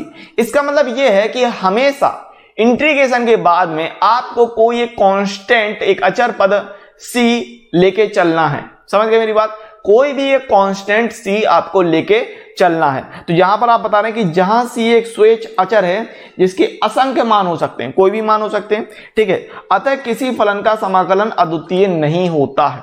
किसी फलन का समाकलन अद्वितीय नहीं होता। ये आप अच्छी तरीके से समझ पाएंगे मेरी बात, नहीं तो मैं एक बार और क्लियर कर दूं। मैंने जैसे कहा है कि फॉर्मूले और प्रैक्टिस ये दोनों चीजें साथ साथ चलती हैं, इस बात को ध्यान रखिएगा। तो अभी तो शुरुआत के जो फॉर्मूले होंगे वो आपको ठीक ठाक लगेंगे, सही लगेंगे, जिनको याद करना बहुत ही आसान होगा। लेकिन एंड में कुछ फॉर्मूले होते हैं जो ट्रिकी होते हैं और लेंदी होते हैं, डिफिकल्ट होते हैं, तो उनको प्रैक्टिस, उनको याद करने का मेन तरीका होता है प्रैक्टिस। जितनी आप प्रैक्टिस कर लेंगे और जितना आप अच्छी तरीके से उन्हें ध्यान रखेंगे वो आपको ध्यान बने रहेंगे, मेमोराइज रहेंगे। ठीक है, अच्छा यहां समझने वाली बात है, जैसे मान लो अगर लिखा होता है sin x, तो इसका अवकलन कितना होता है, d/dx बराबर cos x होता है। ठीक है, और यहीं पर मैं कर दूं कि d/dx sin x प्लस 5 दिया, तो इसका अवकलन क्या होगा, sin x का तो हो जाएगा cos x और 5 का हो जाएगा 0, तो यहां पर तब भी आपको मिलेगा cos x। अब यहीं पर मैं कह देता कि 5 की जगह आप 7 लिख दो, 5 की जगह आप 7 लिख दो, तब क्या परिवर्तन आएगा, कोई परिवर्तन नहीं आएगा, क्योंकि sin x का हो जाएगा cos x और 7 तो अचर पद है तो उसका 0 बना रहेगा। तो यहां से आपने ये देखा कि अगर मैं इसका इंटीग्रेशन कर दूं, मतलब cos x का इंटीग्रेशन करूं, तो वो sin x हो सकता है। ठीक है, यहां पर आपने देखा कि देखो उल्टा कर रहे हैं ना, तो cos x का इंटीग्रेशन क्या कहलाएगा, sin x। साइन एक्स का अवकलन cos x, तो cos x का समाकलन, cos x का समाकलन क्या कहलाएगा, sin x कहलाएगा। उसी प्रकार अगर मैं cos x का यहां समाकलन कर रहा हूं तो आप ये देख पा रहे थे कि sin x प्लस 5 भी हो सकता है, sin x प्लस 7 भी हो सकता है, कोई भी नंबर आ सकता है। तो इसका मतलब ये है कि समाकलन करने के बाद आपको कोई एक कांस्टेंट पद c लेना होगा। समझ गए मेरी बात, ये बात क्लियर रही होगी, ठीक है। आगे बढ़ते हैं, कुछ फॉर्मूले देख लेते हैं, कुछ मानक फलनों के समाकलन, integrals of some standard function. अब मैंने साथ साथ में अवकलन वाले फॉर्मूले भी रखे हैं ताकि आपको अच्छी तरीके से याद बना रहा है कि अवकलन ये करते थे तो इसका उल्टा जो समाकलन होगा वो किस प्रकार से होगा, ठीक है। इस बात को ध्यान रखेंगे। तो यहां पर मैंने अवकलन ले लिया और यहां पर मैंने समाकलन ले लिया, ठीक है। और आपको अवकलन बनना चाहिए, इस बात को ध्यान रखिएगा। तो अगर मैं x की पावर n+1 अपॉन n+1 का अवकलन करता हूं d अपॉन डी एक्स, तो हमें मिलता है x की पावर n, जहां पर n का मान -1 नहीं होना चाहिए, ठीक है। क्यों? क्योंकि -1 रखोगे यहां पर तो n+1 है तो नीचे 0 बन जाएगा, इसलिए n का मान -1 नहीं ले रहा है। तो यहां आप जानते हो अवकलन किस प्रकार से होता है कि जो अचर पद है 1 अपॉन n+1 वो आगे आ जाएगा, घात आगे आ जाती है और घात में 1 की कमी कर देते हैं x की पावर n, ठीक है। तो ये n+1 कटेगा तो बच जाएगा x की पावर n। अब इसी चीज का उल्टा करो, यानी x की पावर n का अगर आप समाकलन करोगे इंटीग्रेशन तो आपको ये चीज मिल जाएगी। तो यहां से फॉर्मूला बन गया समाकलन के लिए कि x की power n integration of x की power n into d x बराबर x की power n+1 upon n+1 plus c।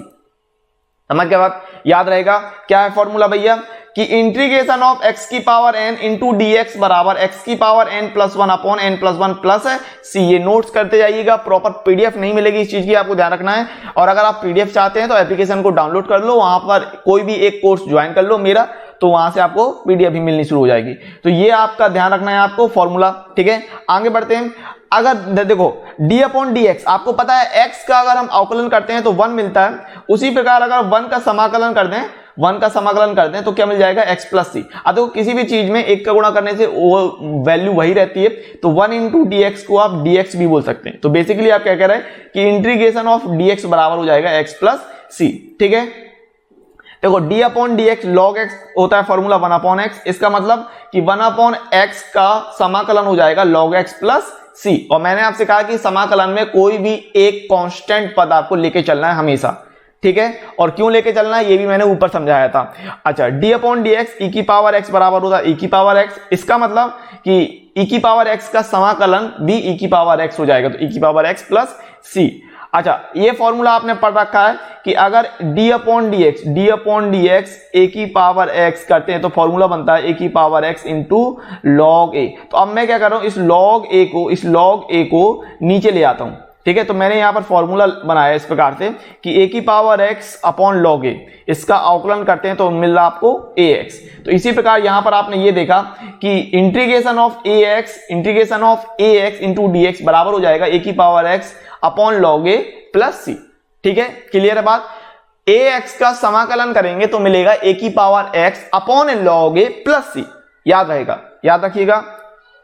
आगे बढ़ते हैं, आगे फॉर्मूला देखते हैं। तो d upon D x minus cos x बराबर होता है साइन एक्स, ठीक है। भाई कॉस एक्स का होता है माइनस साइन एक्स अवकलन, लेकिन अगर आप माइनस पहले से ले लोगे तो माइनस माइनस प्लस हो जाएगा।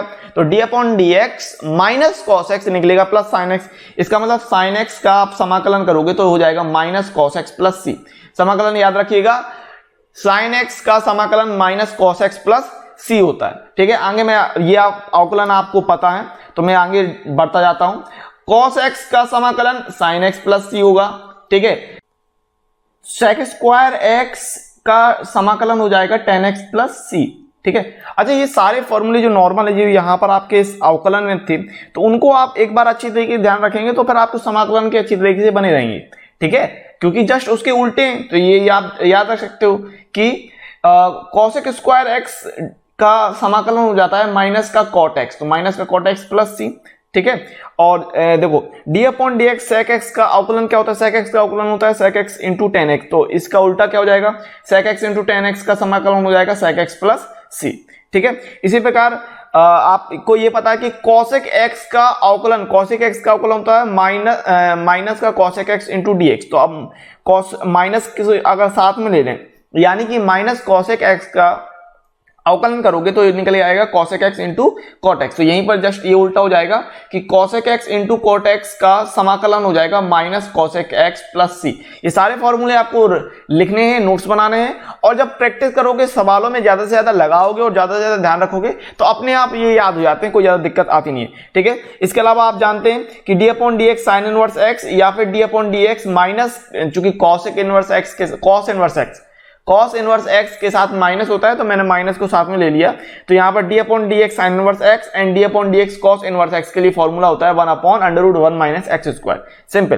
तो इसका अगर आप समाकलन कर रहे हो 1 upon under root 1 minus x square का, 1 upon under root 1 minus x square का समाकलन हो जाएगा sine inverse x plus c या माइनस का cos inverse x plus c। ठीक है, and d upon D x tan inverse x, d upon D x minus cot inverse x होता है बराबर 1 अपॉन 1 प्लस एक्स स्क्वायर। तो इसी का समाकलन करते हैं 1 upon 1 plus x square d x बराबर tan inverse x plus c, या आप कहते हैं माइनस का cot inverse x plus c। ठीक है, तो d upon D x sec inverse x, या आप इसको कह रहे हैं d upon D x d x sec inverse x या d upon D x minus का कॉसेक इनवर्स x। तो ये होता है 1 upon x under root of x square minus 1। तो इसी चीज का समाकलन करते हैं, यानी कि समाकलन of integration of 1 upon x under root of x square minus 1 dx बराबर ये हो जाएगा sec inverse x plus c and minus का cosec inverse x plus c। तो ये आपके नॉर्मल जो अवकलन वाले फॉर्मूले था उनका कंप्लीट हो गया। इतने आपके नॉर्मल जो अवकलन वाले फॉर्मूले थे ये आपने अवकलन वाले जो चैप्टर नंबर 5 है वहां पर अच्छी तरीके से याद किए थे, मेमोराइज किए थे, यहां तक कोई दिक्कत नहीं होनी चाहिए। ठीक है, फिर आगे कुछ और बढ़ते हैं, अनिश्चित समाकलन के कुछ गुणधर्म देखते हैं, some properties of indefinite integrals. ठीक है, तो पहली है कि किसी फलन पर समाकलन तथा अवकलन दोनों संक्रियाएं की जाएं तो फलन यथावत रहता है। अब देखो, समाकलन और अवकलन दोनों ही अपोजिट है, तो जब अगर दोनों को एक साथ करोगे तो दोनों आपस में कट जाएंगे। इसका मतलब आपको फलन ही मिलेगा, यानी डी अपॉन डी एक्स समाकलन कर रहे हैं integration of F x d x. तो यहां आपने क्या देखा कि भाई अवकलन भी किया और समाकलन भी किया, तो आपको जो मिलेगा वो फलन ही मिल जाएगा, एफ एक्स ही मिल जाएगा। तो यहां पर यही चीज लिखी है कि फलन पर समाकलन और अवकलन दोनों संक्रियाएं की जाएं तो फलन यथावत, यानी फलन ही मिलता है, फलन यथावत रहता है। आगे देखते हैं कि ये कह रहा है कि एक अचर तथा एक फलन के गुणनफल का समाकल, यानी कि एक अचर पद है और एक फलन है। ठीक है, तो अचर पद के साथ अगर फलन का गुणा है और उसका समाकलन कर रहे हैं तो अचर तथा फलन के समाकलन के गुणनफल के बराबर होता है। इसका मतलब क्या, कुछ नहीं, जो कांस्टेंट पद होगा, जैसे अवकलन में कांस्टेंट पद बाहर निकल जाता था, इसी प्रकार समाकलन में भी जो कांस्टेंट पद होगा, जो अचर पद होगा, उसको आप बाहर निकाल लोगे। तो यहां आप निश्चित तौर पर देख पा रहे हैं कि ये जो k है ये कांस्टेंट पद है, इसको आप बाहर निकाल लेंगे और फिर समाकलन करेंगे। तो integration of k into F x into d x बराबर k बाहर निकल आएगा और integration of F x d x, जहां k अचर पद है। सिंपल। ठीक है, आगे देखिए, फलन के योग अथवा अंतर का समाकलन उन फलनों के अलग अलग समाकलनों के योग अथवा अंतर के बराबर होता है। तो सिंपली जैसे अवकलन में करते थे कि अगर प्लस और माइनस है तो दोनों में अलग अलग बांट देते थे, यहां पर भी समाकलन में भी यही करोगे, अगर प्लस और माइनस है तो समाकलन अलग अलग बढ़ जाएगा, फिर वो 2 चीजें हो या 3 चीजें हो। ठीक है, तो integration of f1x plus minus f2x dx बराबर f1 में अलग कर दोगे, f2 में अलग समाकलन कर दोगे। तो integration of f1x dx plus minus integration of f2x dx इतना हो जाएगा। ठीक है, आगे बात करते हैं, ये ध्यान रख सकते हैं आप नोट, यदि किसी परमेय बीजीय फलन में, अब ध्यान से सुन लीजिएगा, नोट बहुत अच्छा है, कि यदि किसी परमेय बीजीय फलन में, यानी कि आपको एक अलजेब्रिक फॉर्म होगा। ठीक है, अंश का घात, सुनिएगा ध्यान से, कि अंश की घात, ऊपर वाली घात हर की घात के बराबर अथवा हर की घात से बड़ी है। ऊपर वाला जो आपका बीजीय व्यंजक होगा उसकी घात या तो हर के बराबर हो जाए या उससे बड़ी हो जाए। ठीक है, तो उस फलन का समाकलन करने के लिए सर्वप्रथम अंश में हर से भाग देके फलन को भागफल प्लस शेषफल बटे हर के रूप का कर लेते हैं। ये बहुत अच्छी आपको मैंने बताया है कि मान लो अगर इस प्रकार से लिखा है x की power 4 plus 1 upon x square, तो अब क्या करेंगे कि एक्स स्क्वायर का पहले उसमें भाग दे देंगे और भाग दोगे तो कितना निकल के आएगा, ये निकल के आएगा x square plus 1 upon x square. अब इस चीज का आप समाकलन करोगे, बात समझ गए, अलग अलग, ठीक है। इस तरीके से ये चीज यहां पर हो रही थी। समाकलन की विधियां क्या है आपको जो पढ़नी है, तो मेथड ऑफ इंटीग्रेशन में दो चीजें आती हैं, एक तो होती है प्रतिस्थापन विधि, रिप्लेसमेंट करते हो, बहुत ही बेहतरीन विधि होती है और प्रैक्टिस से ही आती है, ध्यान रखना। प्रतिस्थापन इतनी जगह करना पड़ता है और इस प्रकार से करना पड़ता है कि कई बार दो दो तीन तीन बार प्रतिस्थापन करना पड़ता है किसी लॉन्ग सवाल में, किसी डिफिकल्ट सवाल में, लेकिन प्रतिस्थापन अधिकतर बार करना पड़ता है, इस बात को ध्यान रखिए। और ये प्रतिस्थापन तभी आता है जब आप प्रैक्टिस एंड प्रैक्टिस करते हो, जितनी ज्यादा प्रैक्टिस करोगे उतना ज्यादा आपको कॉन्सेप्ट क्लियर होता जाएगा, इस बात को ध्यान रखिएगा। प्रतिस्थापन विधि यानी सब्स्टिट्यूशन मेथड एंड सेकंड होता है आपका खंडसा विधि यानी पार्ट्स मेथड, इसी को आप इंटीग्रेशन बाय पार्ट्स यानी खंडसा विधि या खंडसा रूप कहते हो, ठीक है। कुछ मानक समाकलन देख लेते हैं, सम स्टैंडर्ड इंटीग्रल। अब यहां से आपके अलग अलग समाकलन के फॉर्मूले हैं जो आपको अच्छी तरीके से ध्यान रहेंगे, और ये ध्यान रहेंगे जैसे मैं हमेशा कहता हूं प्रैक्टिस करके और नोट्स बनाते चलिए, ध्यान रखिएगा। ऐसी भिन्न का समाकलन एक इस तरह की भिन्न है जिसका अंश हर का अवकल गुणांक हो, हर में एक फलन है उसका अवकलन आपने अंश में रख दिया है, तो माना हर fx है, अंश क्या है कि हर क्या है, हर है fx, ठीक है, और अंश आपने बना दिया हर का अवकलन यानी d अपॉन dx fx, और इसको आपने ले लिया f डैश x, तो अंश में आप रख रहे हो, ध्यान दीजिएगा, अंश में रखा f डैश x, हर में रखा fx, तो फॉर्मूला आपका बन जाएगा कि integration of f dash x upon fx into dx बराबर होता है log fx प्लस c, ठीक है, log fx प्लस c। अब इस चीज को आप हल करके भी निकाल सकते हो कि fx को t माना और उस हिसाब से करोगे fx को t मान के, या फिर आप डायरेक्ट, चूंकि आप प्रैक्टिस ज्यादा से ज्यादा करोगे तो आपको ध्यान हो जाएगा कि भाई इस तरीके की अगर चीज होती है तो log fx बन जाता है, ठीक है। और फॉर्मूले देख लीजिए कि देखो समाकलन tan x का integration of tan x into dx, तो ये बनता है minus log cos x plus c या फिर log sec x plus c, ठीक है। cot x का समाकलन log sin x plus c, sec x का समाकलन होता है log tan pi by 4 plus x by 2 plus c, या फिर आप कह रहे हैं log sec x plus tan x plus c, इस तरीके से, ठीक है।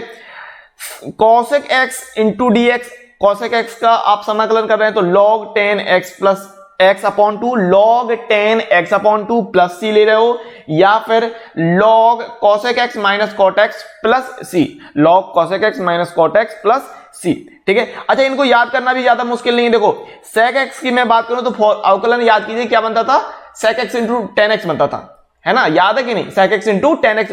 अगर sec x का अवकलन करते थे तो बनता था sec x into tan x, तो यहां पर क्या बन रहा है log sec x plus tan x plus c। And cosec x की अगर मैं बात कर लूं तो क्या बनता था minus cosec x into cot x, तो यहां पर आपने ले लिया log cosec x minus cot x plus c, ठीक है। tan x का जो संबंध रहता था वो sec x से रहता था, sec स्क्वायर x आता था, तो यहां पर आप ले रहे हैं log sec x plus c। अब ये थोड़ा cot का चेंज हो गया है कि log sin x plus c निकल के आएगा, ठीक है। आगे देखिए, ये कुछ फॉर्मूले अलग हैं। Integration of 1 upon under root a square minus x square dx बराबर sine inverse x upon a plus c. तो बेसिकली ये फॉर्मूले आपके इनवर्स वाले हैं, याद कीजिए जो मैंने लिखवाया था कि किस प्रकार से, कि अगर लिखा है 1 upon under root 1 minus x square, इसका आप समाकलन करेंगे तो ये निकल के आएगा साइन इनवर्स x या माइनस का कॉस इनवर्स x। ये चीज मैंने ऊपर लिखवाई थी, है ना, बताया तभी।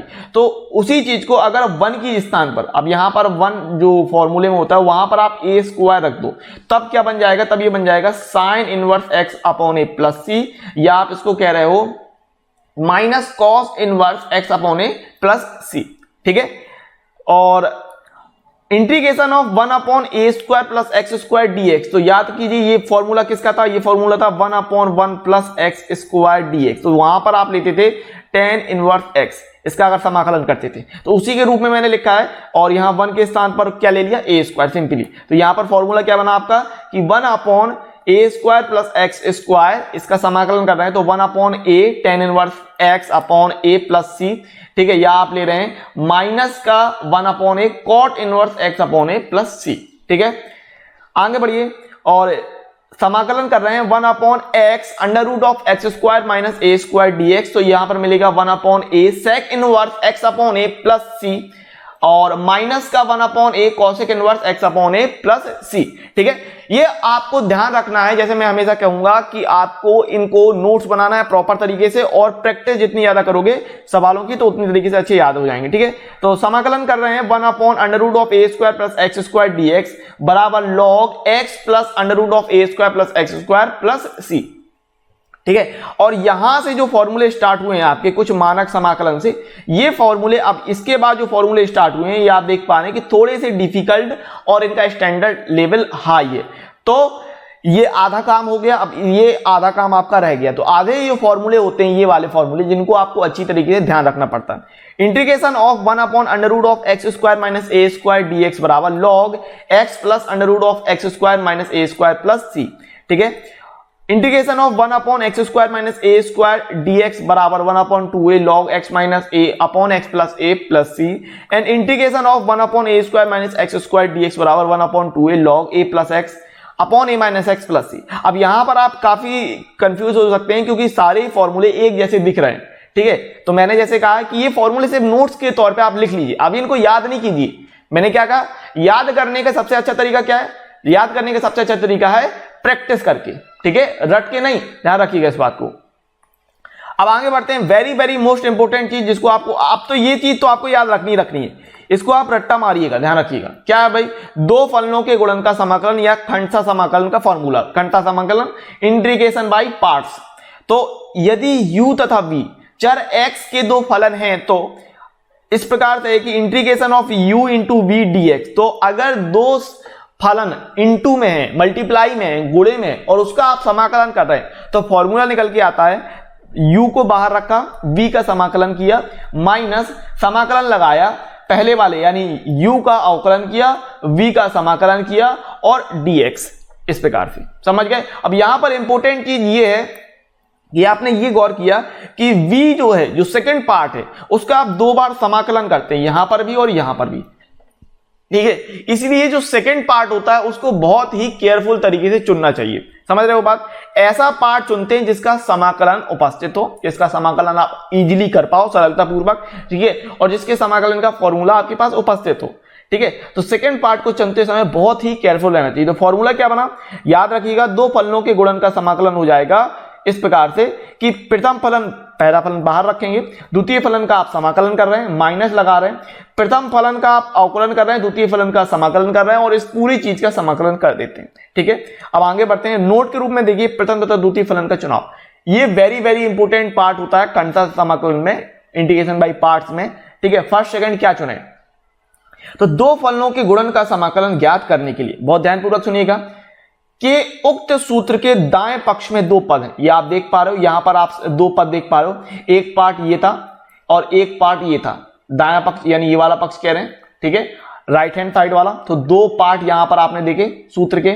ठीक है, तथा दोनों ही पदों में द्वितीय फलन का समाकलन आता है। जैसे मैंने कहा, b का दो बार आप समाकलन कर रहे हैं, इसीलिए दो फलनों के गुणनफल वाले समाकल्य में यदि एक फलन ऐसा है जिसका समाकलन हम नहीं जानते हैं, समाकलन नहीं जानते, जैसे log x का फॉर्मूला मैंने बताया, साइन इनवर्स x का formula, sine under of x का फॉर्मूला, ये सारी चीजें मैंने नहीं बताई, तो उस फलन को सदैव प्रथम फलन तथा शेष फलन को द्वितीय फलन लेना चाहिए। जिसका समाकलन आपको नहीं पता उसको आप उसको आप प्रथम पद मानोगे, उसको आप फर्स्ट पार्ट मानोगे, प्रथम पद मानोगे, और बाकी जो कुछ भी होगा उसको आप सेकेंड पार्ट मान लोगे।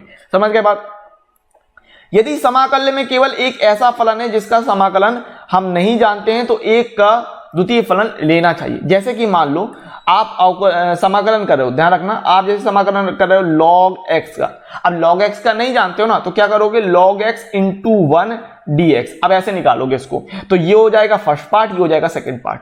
इस तरीके से करते हैं। समझ गए मेरी बात? देखो आगे, यदि समाकलन में दोनों फलन ऐसे हैं जिनका समाकलन हम जानते हैं तो प्रथम फलन का चयन इस प्रकार करना चाहिए कि दाएं पक्ष के दूसरे पद का समाकलन सरलतापूर्वक किया जा सके। अब इस प्रकार की कंडीशन है कि दोनों के समाकलन उपस्थित है, तो अब आपको सेकेंड पार्ट इस तरीके से चुनना है ताकि वो सरलतापूर्वक हो जाए।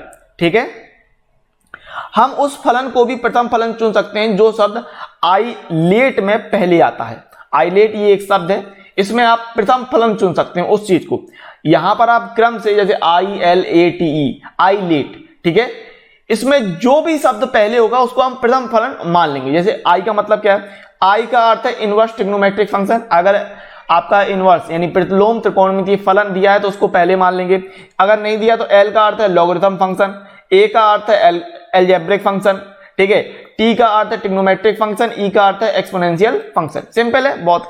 आई लेट, आई यानी इनवर्स, एल यानी लॉगरिथम, ए माने एल्जेब्रिक, टी माने ट्रिग्नोमेट्रिक, ई माने एक्सपोनेंशियल। सिंपल, ठीक है। अब देखते हैं कुछ विशिष्ट समाकलन, और ये फॉर्मूले एकदम जाबड़ बेजोड़ फॉर्मूले हैं और इनसे सवाल बनते हैं। और ये कैसे याद रहेंगे, प्रैक्टिस करके। पहली बात तो आपको प्रैक्टिस करनी पड़ेगी। और जैसे आपको याद होगा त्रिकोणमिति में वो सी और डी वाले, c plus d and c minus d वाले फॉर्मूले होते थे जिनको काफी स्टूडेंट याद करने में बहुत ज्यादा दिक्कत आती थी। समझ रहे हो मेरी बात। तो इसी प्रकार से समाकलन में ये फॉर्मूले भी आते हैं। देखो शुरुआत के जो फॉर्मूले मैंने बताए हैं उनका इस्तेमाल बहुत ज्यादा होना है, तो वो तो आसानी से याद हो जाते हैं, लेकिन इनसे सवाल बन भी जाता है। ये जो मैं आगे फॉर्मूले बताने वाला हूं, और इनको याद करना थोड़ा सा मुश्किल हो जाता है। तो याद रखिएगा कि ये फॉर्मूले आप नोट्स बनाएंगे। अब देखो नोट्स आपके पास बने होंगे तो एग्जाम टाइम में आप उनको जल्दी जल्दी देख पाओगे और उनको याद कर पाओगे, ठीक है, पेपर के एक दिन पहले। समझ रहे हो मेरी बात। तो ये फॉर्मूले अच्छी तरीके से लिखिएगा कि इंटीग्रेशन ऑफ ई की power a x sine b x d x, तो बराबर होता है ई की power a x upon a square plus b square and a sine b x minus b cos b x plus c, ठीक है। And integration of e की power a x cos b x into d x, तो ये होता है e की power a x upon a square plus b square, है वही चीज। यहां पर बन जाएगा b sine b x plus a cos b x plus c, ठीक है। तो देखो यहां पर आप देख पा रहे हो कि यहां पर ए है और यहां पर बी है, ठीक है। यहां अंदर क्या है, यहां पर ए है, यहां पर बी है, और चिन्ह में यहां पर माइनस है और यहां पर प्लस है। तो अंदर क्या था, यहां साइन बी एक्स था, यहां कॉस बी एक्स था, ठीक है। तो ये आपका थोड़ा सा अंतर है। 3 मानक समाकलन, 3 स्टैंडर्ड इंटीग्रल, तो ये 3 आपके मानक समाकलन है, बेहतरीन है और वेरी वेरी इंपोर्टेंट भी है और बहुत ज्यादा डिफिकल्ट भी मैं कह सकता हूं, ऐसे फॉर्मूले हैं, ठीक है। तो integration of under root of a square minus x square d x बराबर 1/2 x under root of a square minus x square plus a square sine inverse x upon a plus c. अब देखो इनका जो derivation होगा ये किस तरीके से निकल के आते हैं ये तो मैं बताऊंगा एक्सरसाइज में, जब मैं एक्सरसाइज कराऊंगा अच्छी तरीके से। लेकिन ये मैं हमेशा कहूंगा कि नोट्स बना के रखिए इनको ध्यान रखने के लिए, ठीक है। बस रटना नहीं है, ध्यान रखिएगा। आगे देखते हैं integration of under root of a square plus x square d x बराबर 1/2 x under root of a square plus x square plus a square log x plus under root of a square plus x square plus c. And तीसरा है under root of x square minus a square d x बराबर आप ले रहे हैं 1/2 x plus under root of x square minus a square plus a square log x under root of x square minus a square plus c. ये आपके 3 फॉर्मूले होते हैं, ठीक है। अच्छा आगे बात करते हैं, ये तो हो गई सारे फॉर्मूले की बात, ठीक है। ये फॉर्मूले आपके अनिश्चित निश्चित दोनों में ही लगते हैं, कोई दिक्कत नहीं है, ठीक है। अब बात करते हैं आपके डेफिनेट इंटीग्रल्स की, निश्चित समाकलन की। तो यदि किसी फलन का समाकल किन्हीं 2 निश्चित सीमाओं के लिए ज्ञात किया जाता है, एक लिमिट आपने लगा दी, ठीक है, तो उसे निश्चित समाकलन कहते हैं, डेफिनेट इंटीग्रल बोलते हैं, ठीक है। कि यदि integration of F x d x बराबर आपका कैपिटल एफ एक्स आ रहा, आपने एक फलन लिया एफ एक्स जिसका आपने समाकलन किया वो आया f x, capital F x. तो यहां पर आप बता रहे हैं कि integration of limit a to b f x d x, अगर आप इस प्रकार से ले रहे हैं तो क्या करेंगे कि जो एफ एक्स आया बड़े कोष्ठक में लिखेंगे और ऊपर नीचे इस प्रकार से बी ए ले लेंगे, ठीक है। अब इसका मतलब क्या हो जाएगा, इसका मतलब हो जाएगा f b minus f a. बात समझ में आई मेरी, ठीक है। ये बी को रखेंगे पहले, माइनस लगाएंगे, फिर इस ए को रखेंगे इसमें फंक्शन में, तो f b minus f a ये बन जाएगा। ये कहलाता है निश्चित समाकलन, ठीक है। जहां बी समाकलन की उच्च सीमा तथा ए समाकलन की निम्न सीमा कहलाती है। फिर आगे निश्चित समाकलनों के प्रगुण, properties of definite integral, very very important 7 property हैं जिनको आपको अच्छी तरीके से माइंड में बिठा के रखना है, ठीक है। चलिए नोट्स बना लीजिएगा। प्रगुण नंबर 1 है कि निश्चित समाकलन का मान समाकलन चर बदलने पर अपरिवर्तित रहता है यदि समाकलन की सीमाएं वही रहती हैं। अगर लिमिट वही रहेंगी और ये जो x होता है ना, ये dx, ये कहलाता है समाकलन चर, ठीक है। ये क्या कहलाता है, समाकलन चर। यानी इसको अगर आप बदल देते हो, integration of a to b f x d x, यही चीज होती है integration of a to b f t d t, ठीक है। चर बदल दिया, x की जगह आपने t रख दिया तो समाकलन नहीं बदलेगा, ध्यान रखिएगा भैया, ठीक है बाबू मेरे, कोई चीज नहीं बदलेगी। वैल्यू नहीं बदलेगी समाकलन की अगर चर बदल देते हो, यानी fx dx की जगह आप ft dt करते हो तो चिन्ह नहीं तो कुछ भी परिवर्तन नहीं आएगा। प्रगुण नंबर 2, यदि किसी निश्चित समाकलन की सीमाएं आपस में बदल दी हैं, अब लिमिट को ऊपर नीचे कर दी तो उसके मान का चिन्ह बदल जाता है, यानी जो वैल्यू आ रही थी उसका चिन्ह बदल जाएगा, प्लस का माइनस या माइनस का प्लस हो जाएगा। ठीक है, तो integration of a to b f x d x बराबर आपने क्या किया, a टू बी था तो b टू a कर दिया, तो चिन्ह बदल गया, माइनस आ गया, minus b to a integration of b to a f x d x हो जाएगा। ठीक है, ये प्रगुण नंबर 2 हो गया। और इनको प्रगुण नंबर से याद रखना है, प्रगुण नंबर 1, प्रगुण नंबर 2। जब आप सवाल लगाओगे तो आप इस प्रकार से लिखोगे कि प्रगुण 1 से, प्रगुण 2 से, प्रगुण 3 से, इस प्रकार से। ठीक है, प्रगुण नंबर 3 है, अगर integration of a to b f x d x है तो आप इसको इस प्रकार से डिवाइड कर सकते हो, बांट सकते हो कि अगर a और b के बीच में कहीं पर कोई c है तो आप कह रहे हो integration of a to c f x d x plus c to b f x d x. ठीक है, याद रखिएगा ये क्रॉस ओवर इस प्रकार से रहता है कि c ऊपर पहले फिर c नीचे। ठीक है, इसमें कंफ्यूज मत होइएगा। आगे बात करें प्रगुण नंबर 4 की, तो integration of a to b f x d x, integration of a to b f x d x बराबर integration of a to b f a plus B minus x into d x. ठीक है, a plus b दोनों limit जोड़ दिए, minus x into d x, इस प्रकार से। प्रगुण number 5, integration of 0 to a f x d x, integration of 0 to a f x d x, तो आपको पता है लिमिट जोड़ते हैं और माइनस एक्स करते हैं, तो यहां पर बेसिकली क्या किया गया, सिंपल है, देखो a के स्थान पे 0 लगा दिया, b के स्थान पे a कर दिया और माइनस x तो था ही, तो ये हो जाएगा a माइनस एक्स। ठीक है, तो प्रगुण नंबर 5 में क्या कि integration of 0 to a f x d x, आप कह रहे हैं integration of 0 to a f a minus x d x, simple 0 to a f a minus x d x. And प्रगुण 5 बहुत ही ज्यादा इस्तेमाल होता है। ठीक है, प्रगुण 5 बहुत ही ज्यादा इंपॉर्टेंट है, बहुत ही ज्यादा इस्तेमाल होता है, ध्यान रखिएगा। प्रगुण number 6, integration of minus a to a f x d x, तो ये निकल के आता है आपके दो चीजों में बढ़ता है कि यदि एफ एक्स सम है तो निकल के आएगा 2 integration of 0 to a f x d x, और यदि एफ एक्स विषम है तो टोटल वैल्यू हो जाएगी 0। ठीक है, एंड प्रगुण नंबर 7 की अगर मैं बात कर लूं तो 0 to 2a f x d x, तो ये भी दो चीजों में बटा होता है कि यदि f 2a माइनस एक्स बराबर एफ एक्स है तो वैल्यू निकल के आएगी 2 इंटू में integration of 0 to a f x d x, and यदि f 2a माइनस एक्स है तो माइनस एफ एक्स, जब तो वैल्यू हो जाएगी 0।